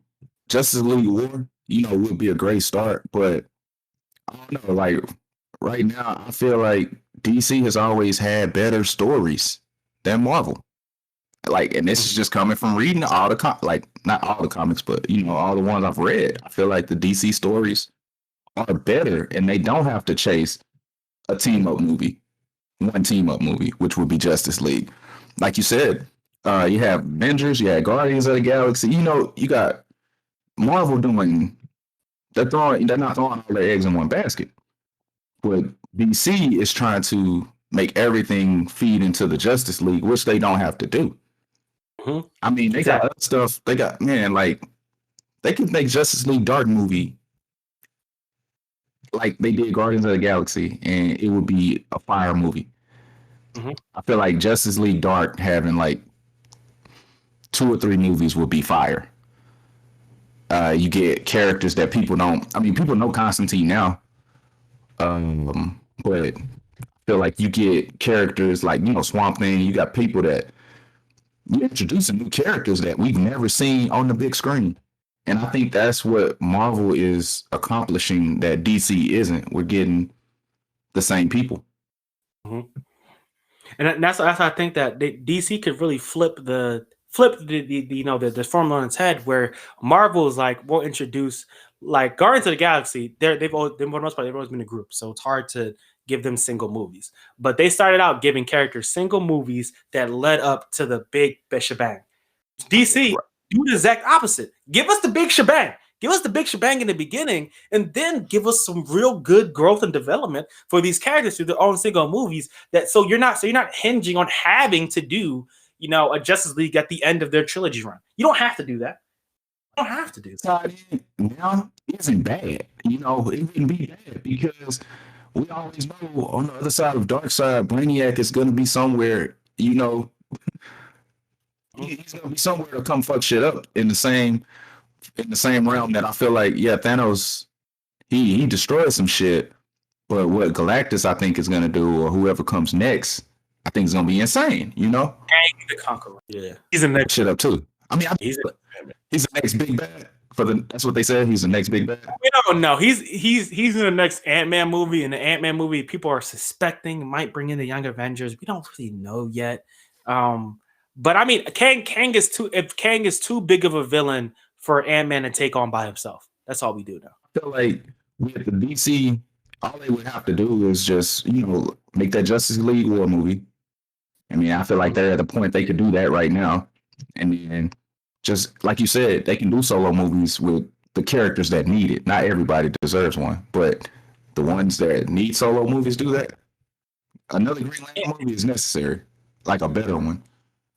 And stick to storylines more stringently than they had before. Like, you can pick and choose which ones will fit within the universe because there are a lot of them. But a Batman Year One movie, I feel like, is a necessity. 1, 2, something that we're getting like Matt Reeves. We don't really know. I think actually no, we know it's the villain's going to be what's his name? I'm thinking of the Mad Hatter. It's not the Mad Hatter. It's Riddler. It's the Riddler. Yeah, it's more than one villain though. I know Catwoman. It probably is because the Riddler's usually never like the main villain. But my thing is, we get Batman Year One and we get like a real detective heavy because we never gotten there before. Detective heavy Batman that can also throw the motherfucking hands. Like, that's something that we really need to get. I think hopefully we'll get that with Robert Pattinson and Matt Reeves, the Batman, and and then give us a long Halloween. You know what I mean? Give us a Hush. Give us these storylines that really carve out. Give us Under the Red Hood, and give us Death in the Family. Give us these ones that really carve out who Batman is within his own mythos. Something that is not connected to other people. Like, you can do that. You can. Possible. X, what you got? I know you got something. I mean, like, I feel like we keep like talking like in the vein of like DC like chasing the MCU, where like they did that and like it failed in Justice League. And let's be real clear here. So like, they're now this place where like, fuck it, we did what we wanted to do. We're gonna let everybody do what they want to do. So I do think they're doing that. Like, I think that the Batman being set like 20 or so years in the past, or at least a younger Batman, who's not connected to Gal Gadot, Wonder Woman, or Jason Momoa's Aquaman, or really no one else, is a really good idea. Especially because they're expanding that out anyway. They're going to be a GCPD HBO Max series. There's a rumor of a Catwoman HBO Max series starring Zoe Kravitz, but we don't know that for sure yet, or at least they haven't officially announced it. Honestly, if they did that, that would be better than the DCEU. But continue. I do think that I don't know. I'm good on team up movies. Like, not to say they're bad or anything like that, but like I'm more interested in like seeing characters in their own element. You know what I'm saying? Like, I think while Birds of Prey didn't make a lot of money, and that's honestly because it dropped right before Rona fucked everything up. It's also not a good movie. Whoa. It's also not a good movie. You come on here slandering 2 movies starring Black women, my friend. All right, man. All right, listen, man. We protect Black women over here, cuz. All right, we don't do that. All right. Real small. Umar would be disappointed in you. Okay. Oh, wow. Real small part. My problem with Birds of Prey is that I don't think Harley Quinn needed to be in it. It's popularity though. I get it. So my thing is, everything's a cash grab though. I'm telling you. I mean, as simply as like she put them on. Like it's pretty much the same thing as Batman being the Justice League Dark movie. Like you need someone to get people to watch it. I hated it. I was so mad when Batman wasn't just League Dark movie. I was like, I want to see Zatanna and I want to see them go off. Okay, I didn't come for Batman. I mean, that's the introduction. Like, so I'm good on the team up movies with like in DC's realm, but if they want to do that, use a story that can grow, like the Blackest Night or something like that. But again, the reason why I say you don't need Batman or Harley Quinn is because even though they haven't fostered the same amount of faith in their properties that Marvel has, Guardians of the Galaxy is literally a bunch of nobodies that people even people inside comics didn't really know who the fuck they were. And that movie has made hundreds of millions of dollars when in all actuality it shouldn't have. And it's also because Guardians of the Galaxy is a damn good movie. So if they had just made a damn good movie without Harley Quinn, it would have made money. Is Guardians of the Galaxy a good movie? Do we want to have a discussion today? First one is don't do this. They are great. Do we really want to talk about this? Because we can talk about this. Dive into it because that's my second favorite movie, like in the MCU, like Guardians of the Galaxy. Listen, all due respect, you know what I'm saying. But listen, do we really want to discuss man saving the universe via dance battle with that swag? All I'm saying is, I'm not saying it's necessarily good. But personally, I'm not. Even though I think it's good. I'm not saying that. I'm saying it made money. And if we're talking about cash grab, we're talking about making money. If they had just made Birds of Prey without Harley Quinn, it could have still made hundreds of $millions dollars, just like Guardians of the Galaxy did. But structuring it so Harley Quinn became basically a winch, became basically, in my opinion, the weakest point of the film. Oh, actually, no. The actual Birds of Prey were the weakest part of the film. But it made it all of it just kind of weak to me because the Birds of Prey weren't really highlighted throughout the whole movie. It was basically just Harley Quinn and some shorties, and it wasn't like it just felt so hollow to me when having them be the only main characters. For the most part, when it comes to the protagonist side, gives us more time to hang with them and really latch on to them and care about them instead of having Harley Quinn doing it there. So Birds of Prey I thought could have been a lot better if Harley Quinn was not in it. It should have been called Harley Quinn and some shorties. That's what it should have been called. But that's what's so bad about like we're making DC movies. It's always a cash grab, and they're afraid if you don't mention that Batman is going to be in a movie, people aren't going to see it. Or someone as popular as Margot Robbie got with Harley Quinn, she's very popular now. So I ain't gonna lie, I feel like she's gonna have a cameo in a lot of stuff, and we're gonna be like, "Why is she in this?" I do. I see it. I just see it, bro. Like she was so popular, and I understand. I get it. We've never seen Harley Quinn live action, and she killed it. Like she's the first one we saw, so it looked great, But I think she's gonna be in more movies that she shouldn't be in, even if it's just a scene where she's in the Arkham prison somehow. She's gonna be in a movie, like I'm sure. Ain't she in Suicide Squad too? Yep. She was a original member. She'll be in all of them. Yeah. Which is fine with me. I don't have a problem with her character. Also kind of talking about X was saying, like, it's what we've all been saying is they need to. I also agree with the less team up movies, which is why I said Justice League War first, just to get it out the system and just kind of an introduction to the characters, and then we kind of just have them go off and do their own shit and not have to be stuck to the systematic ritual of a team up movie after every 3 fucking movies. Or even we don't even and people, this might be disagreeing with me. We don't need a Thanos. We don't need a super big bad that's been manipulating everything behind the scenes. You know what I mean? Because even if we talk about somebody like Brainiac, that's not Brainiac's shtick. Brainiac just comes and says, "Yeah, I'm taking your world and I'm fucking shit up." And then all the heroes on Earth are like, "Wait, you can't let you do that." And then boom, team up. That's it. Like it doesn't like not like it will work for Marvel because, in my opinion, that's more how Marvel stories, even in comic books, are made. Like that's how it works. But in DC, we don't need all that. Everybody has really their own big old issues to deal with. You know? Nah, I do. Trust me, I do. Like me and Xbox, we said we tired of the team up stuff because it's not truly necessary, and like for us to read, comics in depth. Like, bro, I'm trying to see, like you said, Teen Titans. Like, I want to see Blue Beetle and Kid Flash. I want to see, I want to see Young Justice, characters in these movies, and we can't get that if we keep getting, the same major team ups. So, the next part I wanted to talk about was basically like we've been saying, like stick closer to the source material than the MCU, because Marvel really kind of.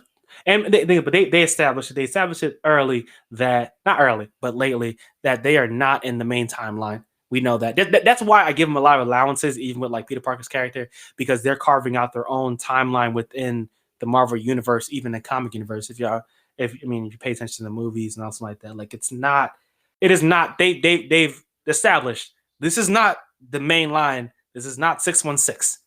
We on Earth 2000 something else or whatever when you're watching the MCU. And so I give them a lot of allowances. They're sticking to the source material, but then also putting their own spin on it. I'd rather DC do the opposite. Yeah, they'll put your own spin on it because there's decades of years of different circumstances like that. Because you're going to have to put your own spin on it to kind of make the story fit for the big screen. But then also when we ask for something like, or when we get something like Year One. So Year One, I'm gonna talk about because I think the animated movie and the comic for it are brilliant. I love them both. Stick as close as you have to. Stick as close as you can to the source material, and then deviate a little bit when you're trying to set it up for multiple arcs, multiple movies. But stick closer to it, and I think it's something that is so simple, but is also like. For people who work at DC, seems like, oh, that's too simple to work. But it's that simple. The story people already love the DC storylines. And you're not the first person to tell me this, Anson, but that you like DC stories better than Marvel. You're the first person to tell me that. And I think me personally, in some ways, I do like DC's better than Marvel's. And just lean into that and trust that you give these characters their true stories and people like them and like them. And that goes into my next point, which also is don't be afraid of R ratings. Afraid of it. Batman, some Batman storylines are not kid friendly, and that's fine. And I get like the whole thing with this is always, you want, sell toys and shit. But look at the Joker. The Joker was rated R. That's not for kids. And that shit made $1 billion. Come on now. Deadpool made $1 billion. Come on now.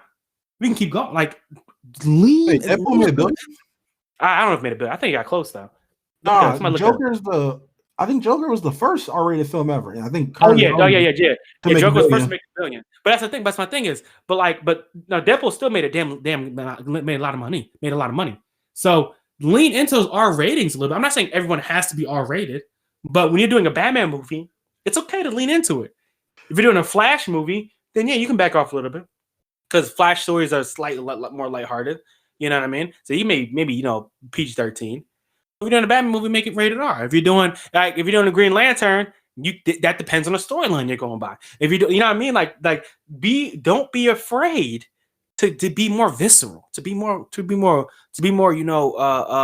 gruesome, but also you know what I mean? Like don't be afraid of that. That's my opinion, man. Like, think about if they want to make a Flashpoint movie, which they want to, that has to be rated R. Yeah, like it has to. I'm just looking at the storyline. Like it's no possible way to put Thomas Wayne in that story and it's not R rated. Because he's damn. But unless that's why I like Thomas over Bruce, man. He wasn't just fucking up people over 3.5. He was actually killing them. So damn. Wait, put the gap whenever necessary. What do you think, X? Man, I got so many. So like with the rated R comic movies are like relatively still new. So obviously you don't want to like oversaturate the market with the new gimmicks, like kind of like 3D. Like niggas don't need 3D TVs, bro. We got 4K. What you doing? But like it's difficult because like Joker is something that's obviously more violent because he's a villain. You know what I'm saying? He doesn't have a moral code to stick to. Deadpool is just straight up a fucking assassin. You know what I'm saying? Even with, I think, the one of, if not the best R-rated comic movie, Logan. Like a character like that, you know what I'm saying, honestly needs it. I don't think, maybe Batman probably does not need it, only because Batman doesn't kill. I mean, hell of his villains do, but you know what I'm saying? You don't necessarily need the blood and gore just within Gotham City. A lot of these things, like, yeah, but you should not be afraid to use the R rating. Just don't overuse it, otherwise it loses its meaning. Flashpoint, man, Flashpoint is one of the darkest DC stories ever, and I think like you can't put all that shit on TV, bro. On the screen, G. I'm gonna keep it 100% real with you, bro. Bro, Flashpoint has a Wonder Woman wiping the noses of the entire Shazam family. Not one, not two, not three, but all five of the motherfuckers. All right. Not to mention the most flagrant thing. She stole Mara's husband, then decapitated her, nigga. Like, we need to talk about that for a second. You can't. I love Flashpoint. I think it's a really good story, but you can't put that shit on like unredacted on a movie screen. You need something to change it up. Well, I think Thomas Wayne is like cool, and especially like his recent showcase in City of Bane. I do think bringing in Michael Keaton's Batman, who has this like level of mythic familiarity with the audience, is a good idea. Along with giving Ben Affleck a proper goodbye, or at least a proper goodbye for that era of his. We don't know if he's getting an HBO Max series or not. I don't think so, but no, I think he's done with Batman. I also think he's done. I think he's done after. I think when they do the reshoots, and if they do something else after that, he might do like one more. Well, he's going to be in the Flash movie with Michael Keaton as his Batman, along with Michael Keaton's Batman. But after that, we don't know. He might go back to making White Coach Carter movies again. If he does, I'm cool with that. The man beat alcoholism like twice, so he deserves to have whatever happiness he wants in his life. But dog, I think really the key here is like just letting hire the filmmakers to do the things you hired them to do, and just let them do it and just back up. Like, and as simple as that. We're joking. Yep. Yeah, like just let them do the job. Yeah, like you hire, like even like remember when the news of that movie first came out? Like everyone remembers the time. Like it was Todd Phillips. Everyone Googled Todd Phillips, like the Hangover nigga. Like what? Like come on, man. You know what I'm saying? But Joaquin Phoenix, like even on the script league, Joaquin Phoenix made that shit magic, bro. You know what I'm saying? Mm-hmm. Just let them people do their job that you hired them to do and step back, man. And as simple as that. It's really simple as that. Because you tried the other way, and obviously the other way don't work. You know what I'm saying? I mean, I agree. Like, I mean, you know, I agree. Yeah, that's all I could say. I mean, because like a Batman Year One, that could be PG-13. But then you do like Batman Death in the Family, that's rated R. And then like Batman Under the Red Hood, that could be PG-13. But like it all depends on like, you know, like but my thing is what I mean is when I say don't be afraid is I feel like don't be afraid of going, you know, all the way because it'll be rated R. Don't force it to be rated R. Don't be afraid if you know what I mean, you might say one fuck too many. You know what I mean? Might be just a little bit too much, but just a smidge. But you know what I mean? Because like the ratings can go up a little bit. You know what I mean? It could not be cousin. It could be just a little bit too much blood. All right, rated R. Shit happens. You know what I mean? But don't be afraid of it. Tell like you're saying, tell your story, but don't put borders on it. You know what I mean? The Joker. People before they came out, people were like, "Oh my gosh, this is gonna make another white shooter. This is gonna make another kid shoot up a gym. This is gonna make another kid do this and that. This movie is dangerous. This movie's gonna change people's mental health." And it came out, and people were like, "Wow, that was just a really good movie." That was it. Bro, yo, Frozen 2 inspired more violence than Joker. I just want to say that real quick. Yo, Frozen 2 inspired more violence than Joker. Imagine getting packed out to Let It Go playing in the background. Like, come on, man. But that's the thing though. It's like when these filmmakers, like you said, when they're allowed to make their their vision. I mean, with some sort of supervision, but when they're allowed to make their vision, it becomes like this story. They're not afraid of the R rated, they're not afraid of taking it just a step a little too far. They can make really good movies. Same thing with Deadpool. And actually, honestly, you could say the same thing with Infinity War and Endgame, because Infinity War and Endgame are two of the darkest stories in the MCU. You know what I'm saying? And they just made it by the PG-13 rating. And it's like that's the thing. It's like don't be afraid of this R rating. You know what I mean? And I think that's something that Disney is learning. Disney is learning to not be afraid of the R rating. That's why they're adding the adult sex into Disney Plus. That's why we can already tell that from what we've heard from the TV shows that are going to be on Disney Plus, that they're going to be darker. They're going to be more adult. They're going to be more than What if I told you that Disney has always made dark movies? I mean, they have. I'm not saying they haven't. Dark movies, but R-rated movies. So like I'm older than y'all, I'm sure, but. Back in the day, Disney used to do production with Touchstone, right? Mm-hmm. And Touchstone, every rated R movie that came out, they would put it out through Touchstone versus Disney. Mm-hmm. Like Pretty Woman is a Disney movie. Pretty Woman is about a prostitute, Yeah. So they know what they're doing. Like Disney's always been smart about how to make money and how to do the R rating stuff. So I don't think that's ever been an issue on their side.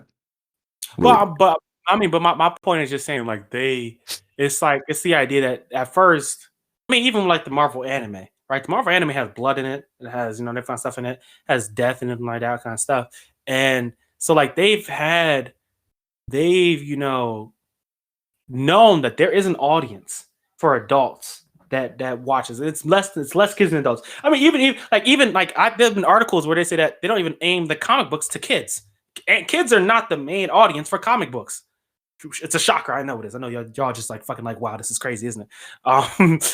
People listen like, wow, comic books aren't for kids. Wow, my gosh, like that was never their main audience. And so like I think like stuff like Disney where they're seeing like even the MCU, obviously it's a little questionable on how kid friendly a lot of it is, but Disney's starting to really be like, yeah, fuck them kids. They don't pay the bills.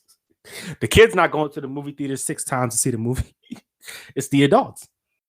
And so I'm just saying, if the Marvel really goes into this level to where Deadpool 3 comes out and Deadpool 3 is still successful despite going under the Disney balloon, which it will be. Deadpool 3 is going to be successful even if it comes out under Disney. And then we could really see a wave of Marvel, and I mean, obviously depends on how successful their MCU TV shows are. We could see a wave, and I'm not saying like we're gonna get like good 20 R-rated movies within the next 15 years, but we could see like 5 to 6 of them of R-rated Disney MCU movies. In my opinion, I think there'll be more like content on Disney Plus rather than like R-rated movies. Even though I do think Deadpool 3 will get an R-rated movie, I will say that. Well, I think there's been articles that said it's still going to be R-rated. So, because I think X-Men comes out, they do an X-Force movie. If Deadpool rated R is successful, X-Force is going to be rated R. I got you. I mean, but Deadpool it's successful, man. Both of them. The first 2 were great movies. Ain't they both rated R, right?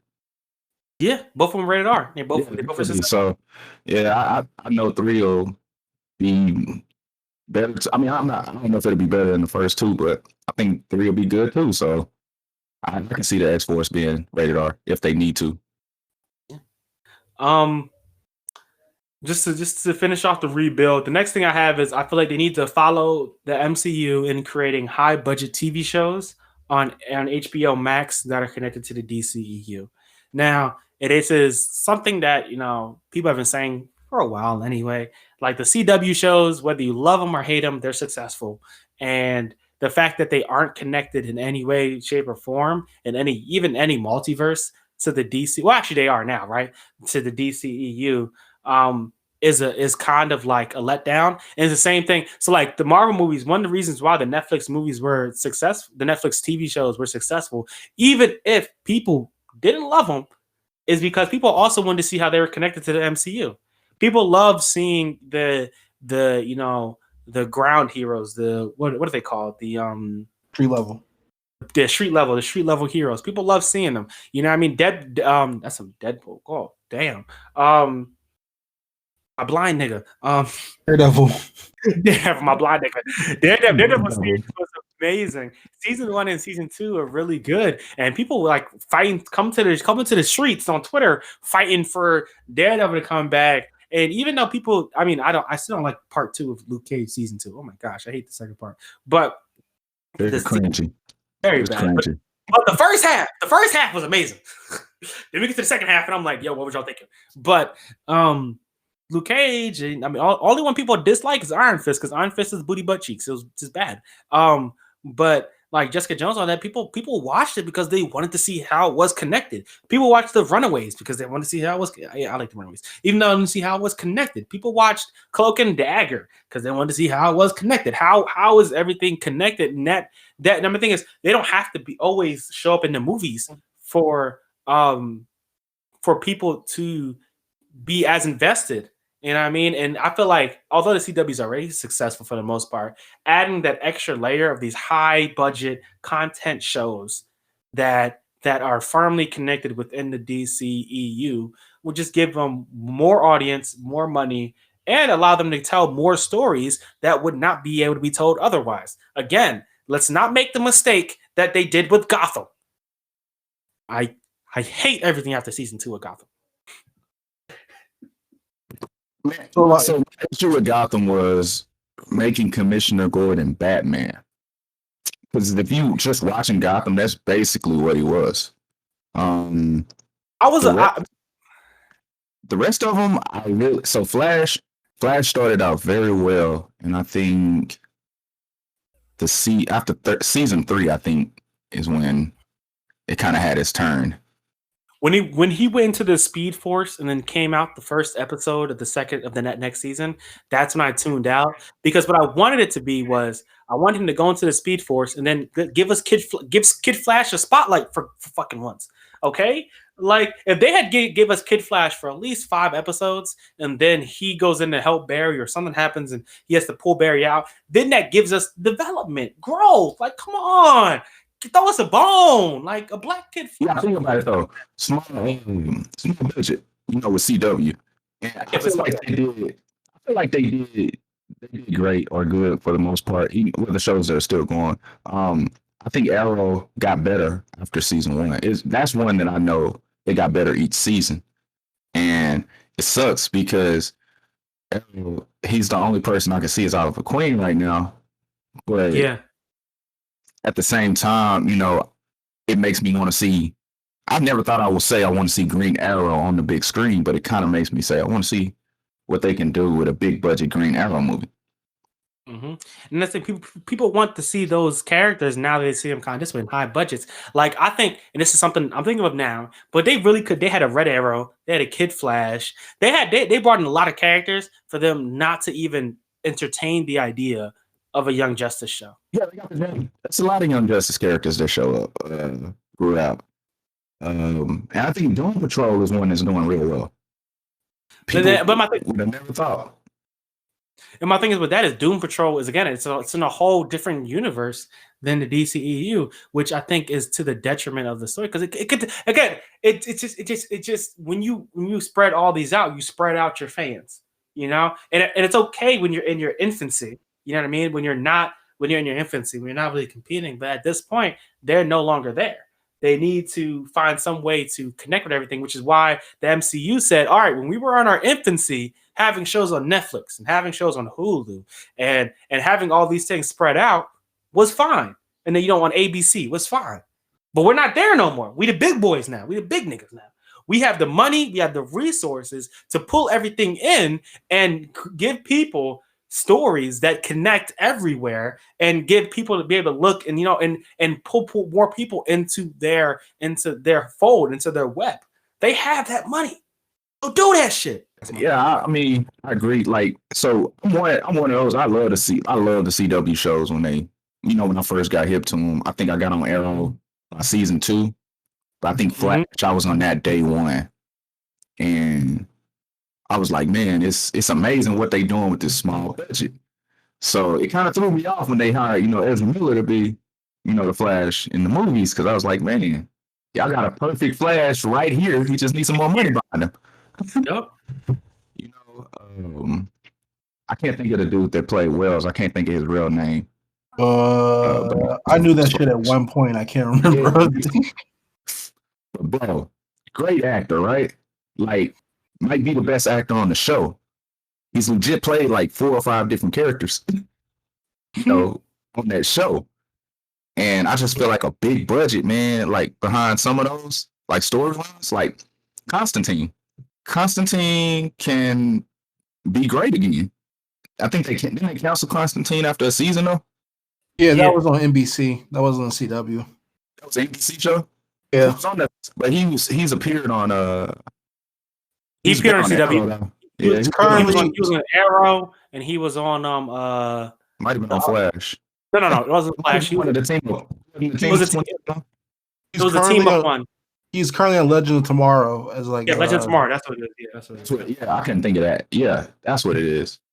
And you got to see and D. You get to see a lot of the. I call them C and D level heroes. You get to see them on TV, and that's what I like about the CW shows. I think versus like Marvel doesn't. I don't know. Marvel, I guess the only thing they have is Agents of S.H.I.E.L.D. right now. Oh, that ended. That's done. That's done. It's done. Marvel. Every Marvel show that is done except for the ones on Disney Plus. They canceled all of them. Yeah, I know Humans got canceled. I thought that was canceled before it even started. And Humans had what, 2 seasons? No, Inhumans had 6 episodes, and they cut that shit as soon as the last one was over.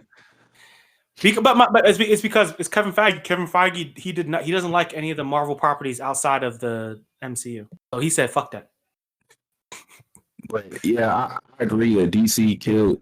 I mean, they go into HBO Max with like, I would take the characters I have on my CW shows, and I would put that on HBO Max with more money, and you could definitely compete with Falcon and Winter Soldier and easily the Loki show. And I think they can be good shows. Yeah. But big budgets. So I feel like, put that same energy, like you said, into HBO Max, and you might have you might grow your fan, like the fan base might grow to where you want it to be. Exactly. The last thing I had for Rebuild was in my opinion, I feel like we need to not throw away the actors, but we could in some ways throw away the current DCEU and restart. And I mean, especially everything Snyder related. I'm sorry. I feel like we could work with the existing Aquaman. We could work with the existing Wonder Woman. We could honestly, even though I don't like the Shazam movie, we could work with the existing Shazam. They all have their own separate stories, their own, separate mythos. They all kind of work in their own way. The Snyder movies, in my opinion, is what ruins the entire timeline. Because some of them, it just doesn't make sense. It doesn't make fucking sense. Okay? And I feel like as a whole, they just don't work. And for me, it's disappointing because honestly, the guy who plays Superman, I actually really like him. He has the look. He has the look to me. I'm sorry, he got the Superman look to me. But I think he could have played Superman really well. But I just feel like currently, with the way the DCEU is now, there's a very, very, very, very small room for redemption in what they have built. Especially if your properties like the Batman movie, if that one makes more money than Batman vs Superman, they need to hang that shit up. Okay, hang it up. Act like it never existed. Act like it never existed, and just move on. That's my opinion. What y'all think? That's just my opinion. So hang that shit up. Let it go. Let it flap in the wind. If the Justice League, if this Zack Snyder version on fucking HBO Max, This ain't wildly successful because it's a Justice League. It should be wildly successful. If it's not, hang it up. I don't know how much. No, that's the thing. I think it'll be cool. But we've already seen most of the movie, I believe. I can't think of how long that movie was because it's supposed to be 3 hours or something now. It's supposed to be 4 hours now. 4 hours. It was like with the ultimate. No, it was no Justice League Ultimate Edition. The regular Justice League was like almost 3 hours, I think. I mean, it's supposed to be totally different, but I'm not sure how much different it's truly going to be. That's the thing. Don't say it too loud. Don't say it too loud now. You know what I mean? The Snyder culture, they be like, the whole movie's going to be different. It's going to be 100% different movie. They're going to change everything, which they're not going to. I like the trailer, I like that I saw Darkseid and everything, but like, what are they truly going to do with this? Like which way they're going to go with it? For me right now, it just feels like there's a lot of things going on. There's a lot of hands in the pot, and we don't know who's stirring. And the only thing I'm excited for is more cyborg development because I love to see a black man winning. So I'm glad to see that. Besides that, nothing else really interests me, even from the trailer. Like seeing Darkseid is nice, but why is Darkseid there? My thing is, why is Darkseid there and is Herald? Why is Herald there and Darkseid is there? It doesn't make sense. Why would you send your Herald if you're just gonna come yourself? Doesn't make sense. Just come then, stupid. So from what I got, like a long time ago, I think when Justice League came out, I think they said something like, I think Snyder was saying that Darkseid was supposed to come and pull Steppenwolf back to the realm or some shit because he failed, but like it wasn't supposed to be a big part. And the way the trailer looks, they're trying to make it look like he's gonna have a bigger part, like a bigger role. Like I feel like Darkseid might get 10 minutes in that movie, like Thanos in in Thor. The first Avengers, my bad. The first Avengers or something like that. I don't know. They said that Slade Wilson is still like the after credit scene, and they said there's supposed to be more Flash development, more Cyborg development, more this development, more that development. I'm like, even in 4 hours, it just seems like team up movie is. That's why a team up movie is not good when you haven't developed characters yet. Well, I see. I think a team up movie is bad when either you haven't developed the characters yet, or you're hinging on the movie to do the developing for you. Like I said, Justice League War is great because it's an introduction, and I mean it doesn't even show us even like an eighth of Darkseid's power. It just shows that Darkseid is interested in Earth, and that was it. And then the heroes kick him out. But that wasn't hinging on the development of the characters. It was just showing us these niggas exist. While this movie, Justice League, is like trying to do everything at once. It's trying to give us development, give us a good villain, and give us a big fight scenes, give us all these things in like this one big old fucking pot. And I'm like, that doesn't work. That doesn't sound good. But that's all I really have for the rebuild. Is there anything else you guys got, X, Anson? Like I said before, let filmmakers do their job. That's all I gotta say. So I mean, talking about that. So what do you think about this MCU? Because Kevin Feige, I mean, he does let him do the job, but Kevin Feige says, "Yeah, no, we are going in a direction, and either you get on the train or you get off the train." So like MCU are like, all right, we have this path we want to go down. Add your personal touch to it, but don't deviate from that shit pretty much. Like, I don't mean to disrespect any MCU director because I do think they're all capable and good at their job. But like Kevin Feige is pretty much the creator of all that tales. And that's not disrespect to the directors, that's just how it is. I mean, if you hire someone to do what you tell them to, what you tell them to rather than like something they pitch, then yeah, it's fine. But like it's his vision and he hired them to do his vision. But if you're gonna hire someone to do their vision, don't go into post-production and be like, fuck that shit. You know what I'm saying? Like, you let them edit their movie, let them do their movie, let them finish it out. And if it dies, it dies. And if it does great, it does great. Either way, you made a lasting impact on the people, and that's all that matters. So I sure MCU, they know where they wanted to go. Like they had a plan, man, and it worked out. And it didn't hurt that they had the Russo brothers, that duo. With what they've done, I think they killed it. James Gunn. That's why I'm kind of excited to see James Gunn on Suicide Squad, just because for me, like he did Guardians the best you could do it. Like you said, there were people that didn't even know who the Guardians of the Galaxy were. He made it into a comedy, but it had its serious moments, at the same time.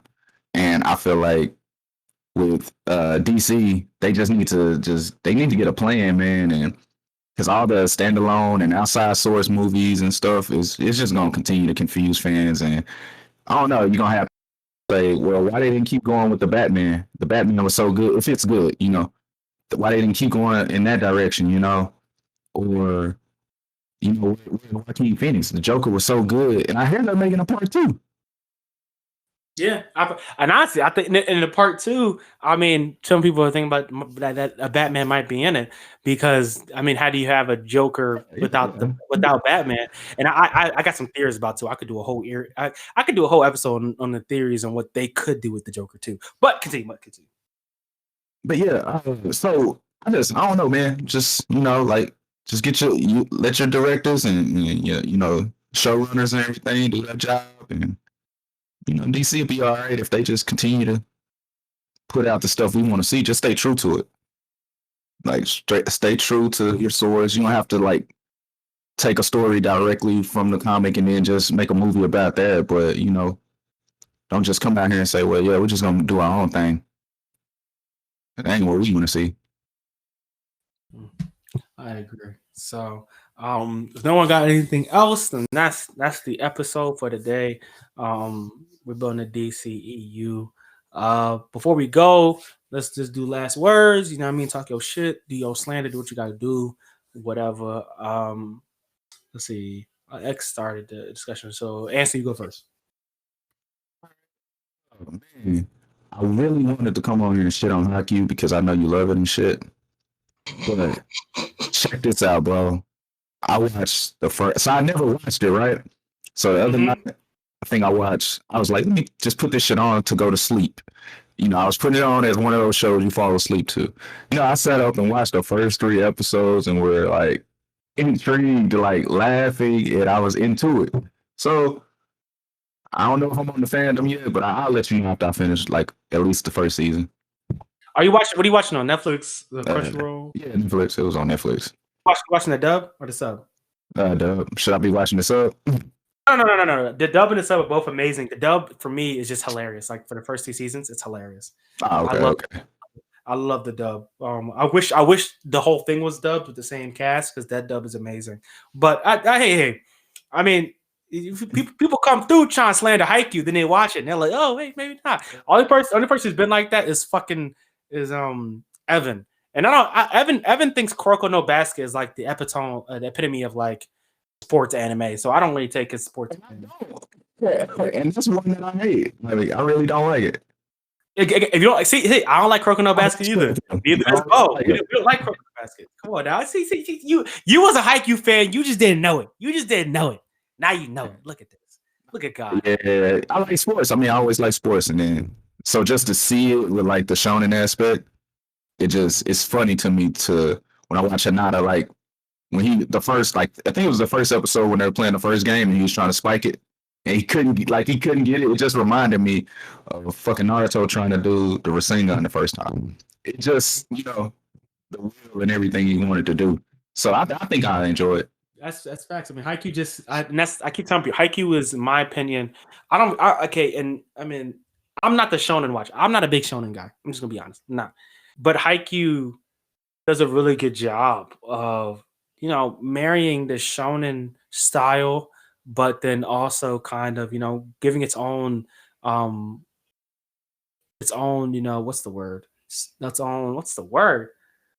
own feeling. Its own it does its own thing while also being shonen, and it does it really well. It's not slice of life, in my opinion. I don't think it nowhere is. I've seen too many to think it's slice of life. It's not slice of life, but it's it's also not full shonen. It's its own thing, and I love it. And Hinata and Kageyama and You know, when you meet Nishinoya and all the characters, they work so well together. And they lean on each other in a way that, like, for me as an athlete who played through high school and college, and I'm still, still trying to play now, still trying to do my stuff now. It spoke to me as an athlete. You know, I think that's why I enjoyed it. My brother, he was a big I like Ipo, the boxing one. Mm-hmm. I need to watch that. And so my little brother, he's a big fan of Ace of Diamond. So I think we both gonna end up watching Haikyuu like as our watch together to see, because we both like sports, and so it just gives you that. Me and Bo talk about all the time. There's when you get to some parts like, especially when they're even in their matches, like their mindsets, their ideals, how they fight, like their attitudes and everything like that. Like it gave me such nostalgia of myself playing. I mean, I'm not saying I was just like them, but just being around that atmosphere and those people and having to fight together. It's a whole. I love Haikyuu, man. Haikyuu, that's a top 5 for me. That's a goal. It's a goal. Go ahead, X. What you got for your last words?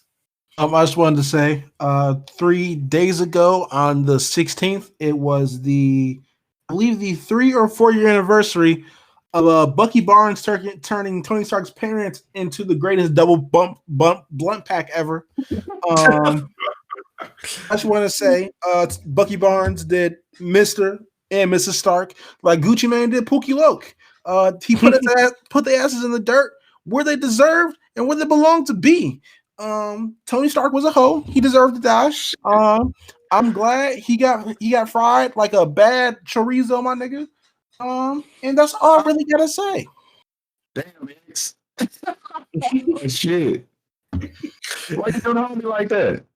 What homie? Tony. Hey, I'm one of those, man. Steve should have stepped back and let Tony get that one-on-one. Yo, listen. Let me tell you something, bro. I'm still on that. And they just went on to go in and jump my boy. Let me Rogers beef came from right there. That's where it stemmed at right there. I'll tell you this, bro. Tony Stark was trying to kill a nigga for being enslaved, bro. For being enslaved. And the thing is, I agree with that because Tony knew that, and Tony knew he didn't do it on purpose. I can see Tony being mad. I'll be mad, but at the same time, Tony, you got to think about it. That nigga was out of his mind. His mind. Yo, I'll tell you this. Yo, if you got to settle a score, punch a nigga in the chest once. You know what I'm saying? Get that one good in. You know what I'm saying? Don't try to put his ass in the pack. For some of you, was out of control at the being. That's all I gotta say about Tony Stark, man. I'm glad that him and his whole line is dead. Yikes. That's all I gotta say, man.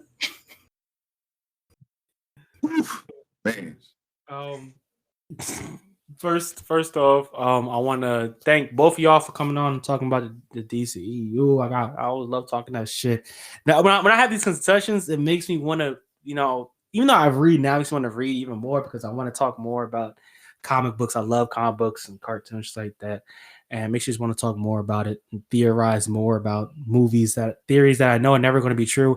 Okay, a little thing I don't know if I talked about it before, but when I first saw Man of Steel, what was that movie? When I first saw I was really convinced that Zack Snyder was not going the mainline Justice League route. I thought Zack Snyder was going to give us Injustice. I for sure had this idea in my head. I was like, Zack Snyder's a genius, and he's giving us Injustice, and and we're gonna get this big old twist, this big old spin on its head, and we're gonna get a fucking Injustice movie. And then Batman vs Superman came out, and I was like, oh no, he's just stupid. And I would never not be disappointed about that. Now, Injustice would be a dope storyline for sure. And I just felt like when Man of Steel came out, it was just perfectly set up because like it wasn't. I've never felt like at any point in time Zack Snyder's Superman was Superman. Ever. I've never felt that way. But I felt like he was the perfect Superman to turn to the dark side. Perfect. It's just perfect. And I'm still sad about that. I'm with you. 100%. I kind My last words are conjuring and slander Zack Snyder for like a good 2 minutes, but because that shit pissed me off. Okay, because when me and my uncle first saw Batman vs Superman, he fell asleep halfway through the movie. I have seen about 10 to 15 movies with this man, and he has never fallen asleep in a movie. I've seen about every Marvel movie that's come out since like 2010, except for I think the ones that last came out. But none came out this year and last year. Except for the last 2 years, I haven't seen him because he's been busy. But I've seen like every Marvel movie of him. And that was the first movie I ever saw him fall asleep in and start snoring. Like he was dead. Movies though. He was asleep. Like that movie, that vs. movie was a garbage movie. It's garbage. It didn't get any of the characters right. Batman killed people for fun. It did not make any fucking sense. He did so many things. Right in it. It got one thing right in it. What? Doomsday killing Superman. Like once I seen who the villain was, I already knew where the movie was going. Well, the Doomsday moment was, I hated it. It was stupid. Doomsday deserves an entire movie, not 5 fucking seconds. And then the whole thing with Wonder Woman and Superman and Batman was them fighting desperately for the Avengers moment that they did not get and did not earn because it made no sense. And then I agree. Batman vs Superman was a pile of garbage and not a good movie. Martha is the single dumbest moment in the history of comic book movies, and I get why it happened. Oh, Batman realized at that point that they were similar. He was also sometime human or some shit like that. No, that was it was a nonsense moment for what I still think to be a nonsense fight. You too with Fresh. That moment. I bring it up just to piss him off. I just when we're together or something, I just randomly say Martha just to piss him off because he hates that moment so much. It's on some power of friendship shit. It is. Zack Snyder does not understand DC superheroes, or at least these ones, in any way, shape, or form in the slightest. And I want to say that he could make his whole super gritty thing, he could make maybe a decent Batman movie, but he would definitely go over the top and do too fucking much because Zack Snyder does not understand the DC superhero universe. And that's just at all. In this sense, he's a creative failure. And no matter what y'all think, about the Justice League movie, I'm talking to the viewer, listeners, stuff like that. And Zack Snyder, he ain't been good, man. I don't know. He overrated in a sense. Yes. And really wasn't that good. Thank you. I don't even hate Watchmen. I've read the graphic novel, and then I think back to the movie. I'm like, the movie did a decent job, but it could have been better. But Justice League, Zack Snyder, he probably did about 40% of the movie, and he did most of the special effects. I'll give him that. He has great special effects. The Justice League remake is not going to be leagues ahead better than the original. It won't be. And that's just a fact. Because Zack Snyder doesn't know what he's doing. I think it could be better. I think it could be better than what we got. But I doubt it's going to be wildly successful. It's going to be even moderately successful. Zack Snyder cultists, you are in the minority. You are not in the majority. And that's just a fact. I'm just gonna wait and see, man. I don't have high hopes for that one, so I'll just wait and see, and then formulate my opinion once I sit here and watch it from the comfort of my home. Thank you, HBO Max. That's probably the best thing about it for me, though. Not actually having to leave and pay to go, pay extra money to go see it. Because I wouldn't. If the Zack Snyder version dropped in theaters, I wouldn't see it. That's paying for the DLC, and then you hate the DLC. I wouldn't really take that risk. But that's the episode for today. I had to get that out there. Had to get some Zack Snyder out there because I hate Snyder sexuals. I hate them. I don't hate anybody. I just very dislike Snyder sexuals. Okay, he does not know who you are, and that's all we have for today. Thank y'all for being on again. I really enjoyed it. I'm definitely gonna have more comic book conversations now on the pod. Yeah. General. I'm always down, man. Been listening to y'all. I think I started listening to you. I think you were on probably Blandame or Worst Gen. So earlier this year sometime. Like whenever I heard the episode that you were on, I started listening to y'all. So it's been cool to, actually get on here and discuss some things outside of anime at that too. Hey, big dog, you already know I'm always glad to help a black podcast out, man. Anytime. Oh, love it, man. I'm really happy, man. It's really great having y'all on, and yeah, glad to hear you listen to us. And I'm keep watching out for you, X, and for y'all pod and like that, and do what I can to, boost y'all and listen to y'all when I can and all that kind of stuff. It's great. But yeah, that's it. Thank y'all for listening, and we will check y'all after the holidays. Unless I got superpowers right now. If I got superpowers right now, you may see me on your evening news. Just saying, just letting you know. Just like, you may see me on your evening news. I might be holding somebody hostage. Y'all might see my ass in the White House. We're gonna be fighting. So say bye to the people, my people. Be safe. Merry Christmas. Hey everyone, it's Bruni, aka the Tiny Giant, aka the baddest bitch on this podcast, here to thank you for listening to this episode of the Black Anime Podcast. If you want to join the discussion with myself and the other hosts, connect with us on Twitter and Instagram at BLXXK Anime. Again, that's at BLXXK Anime.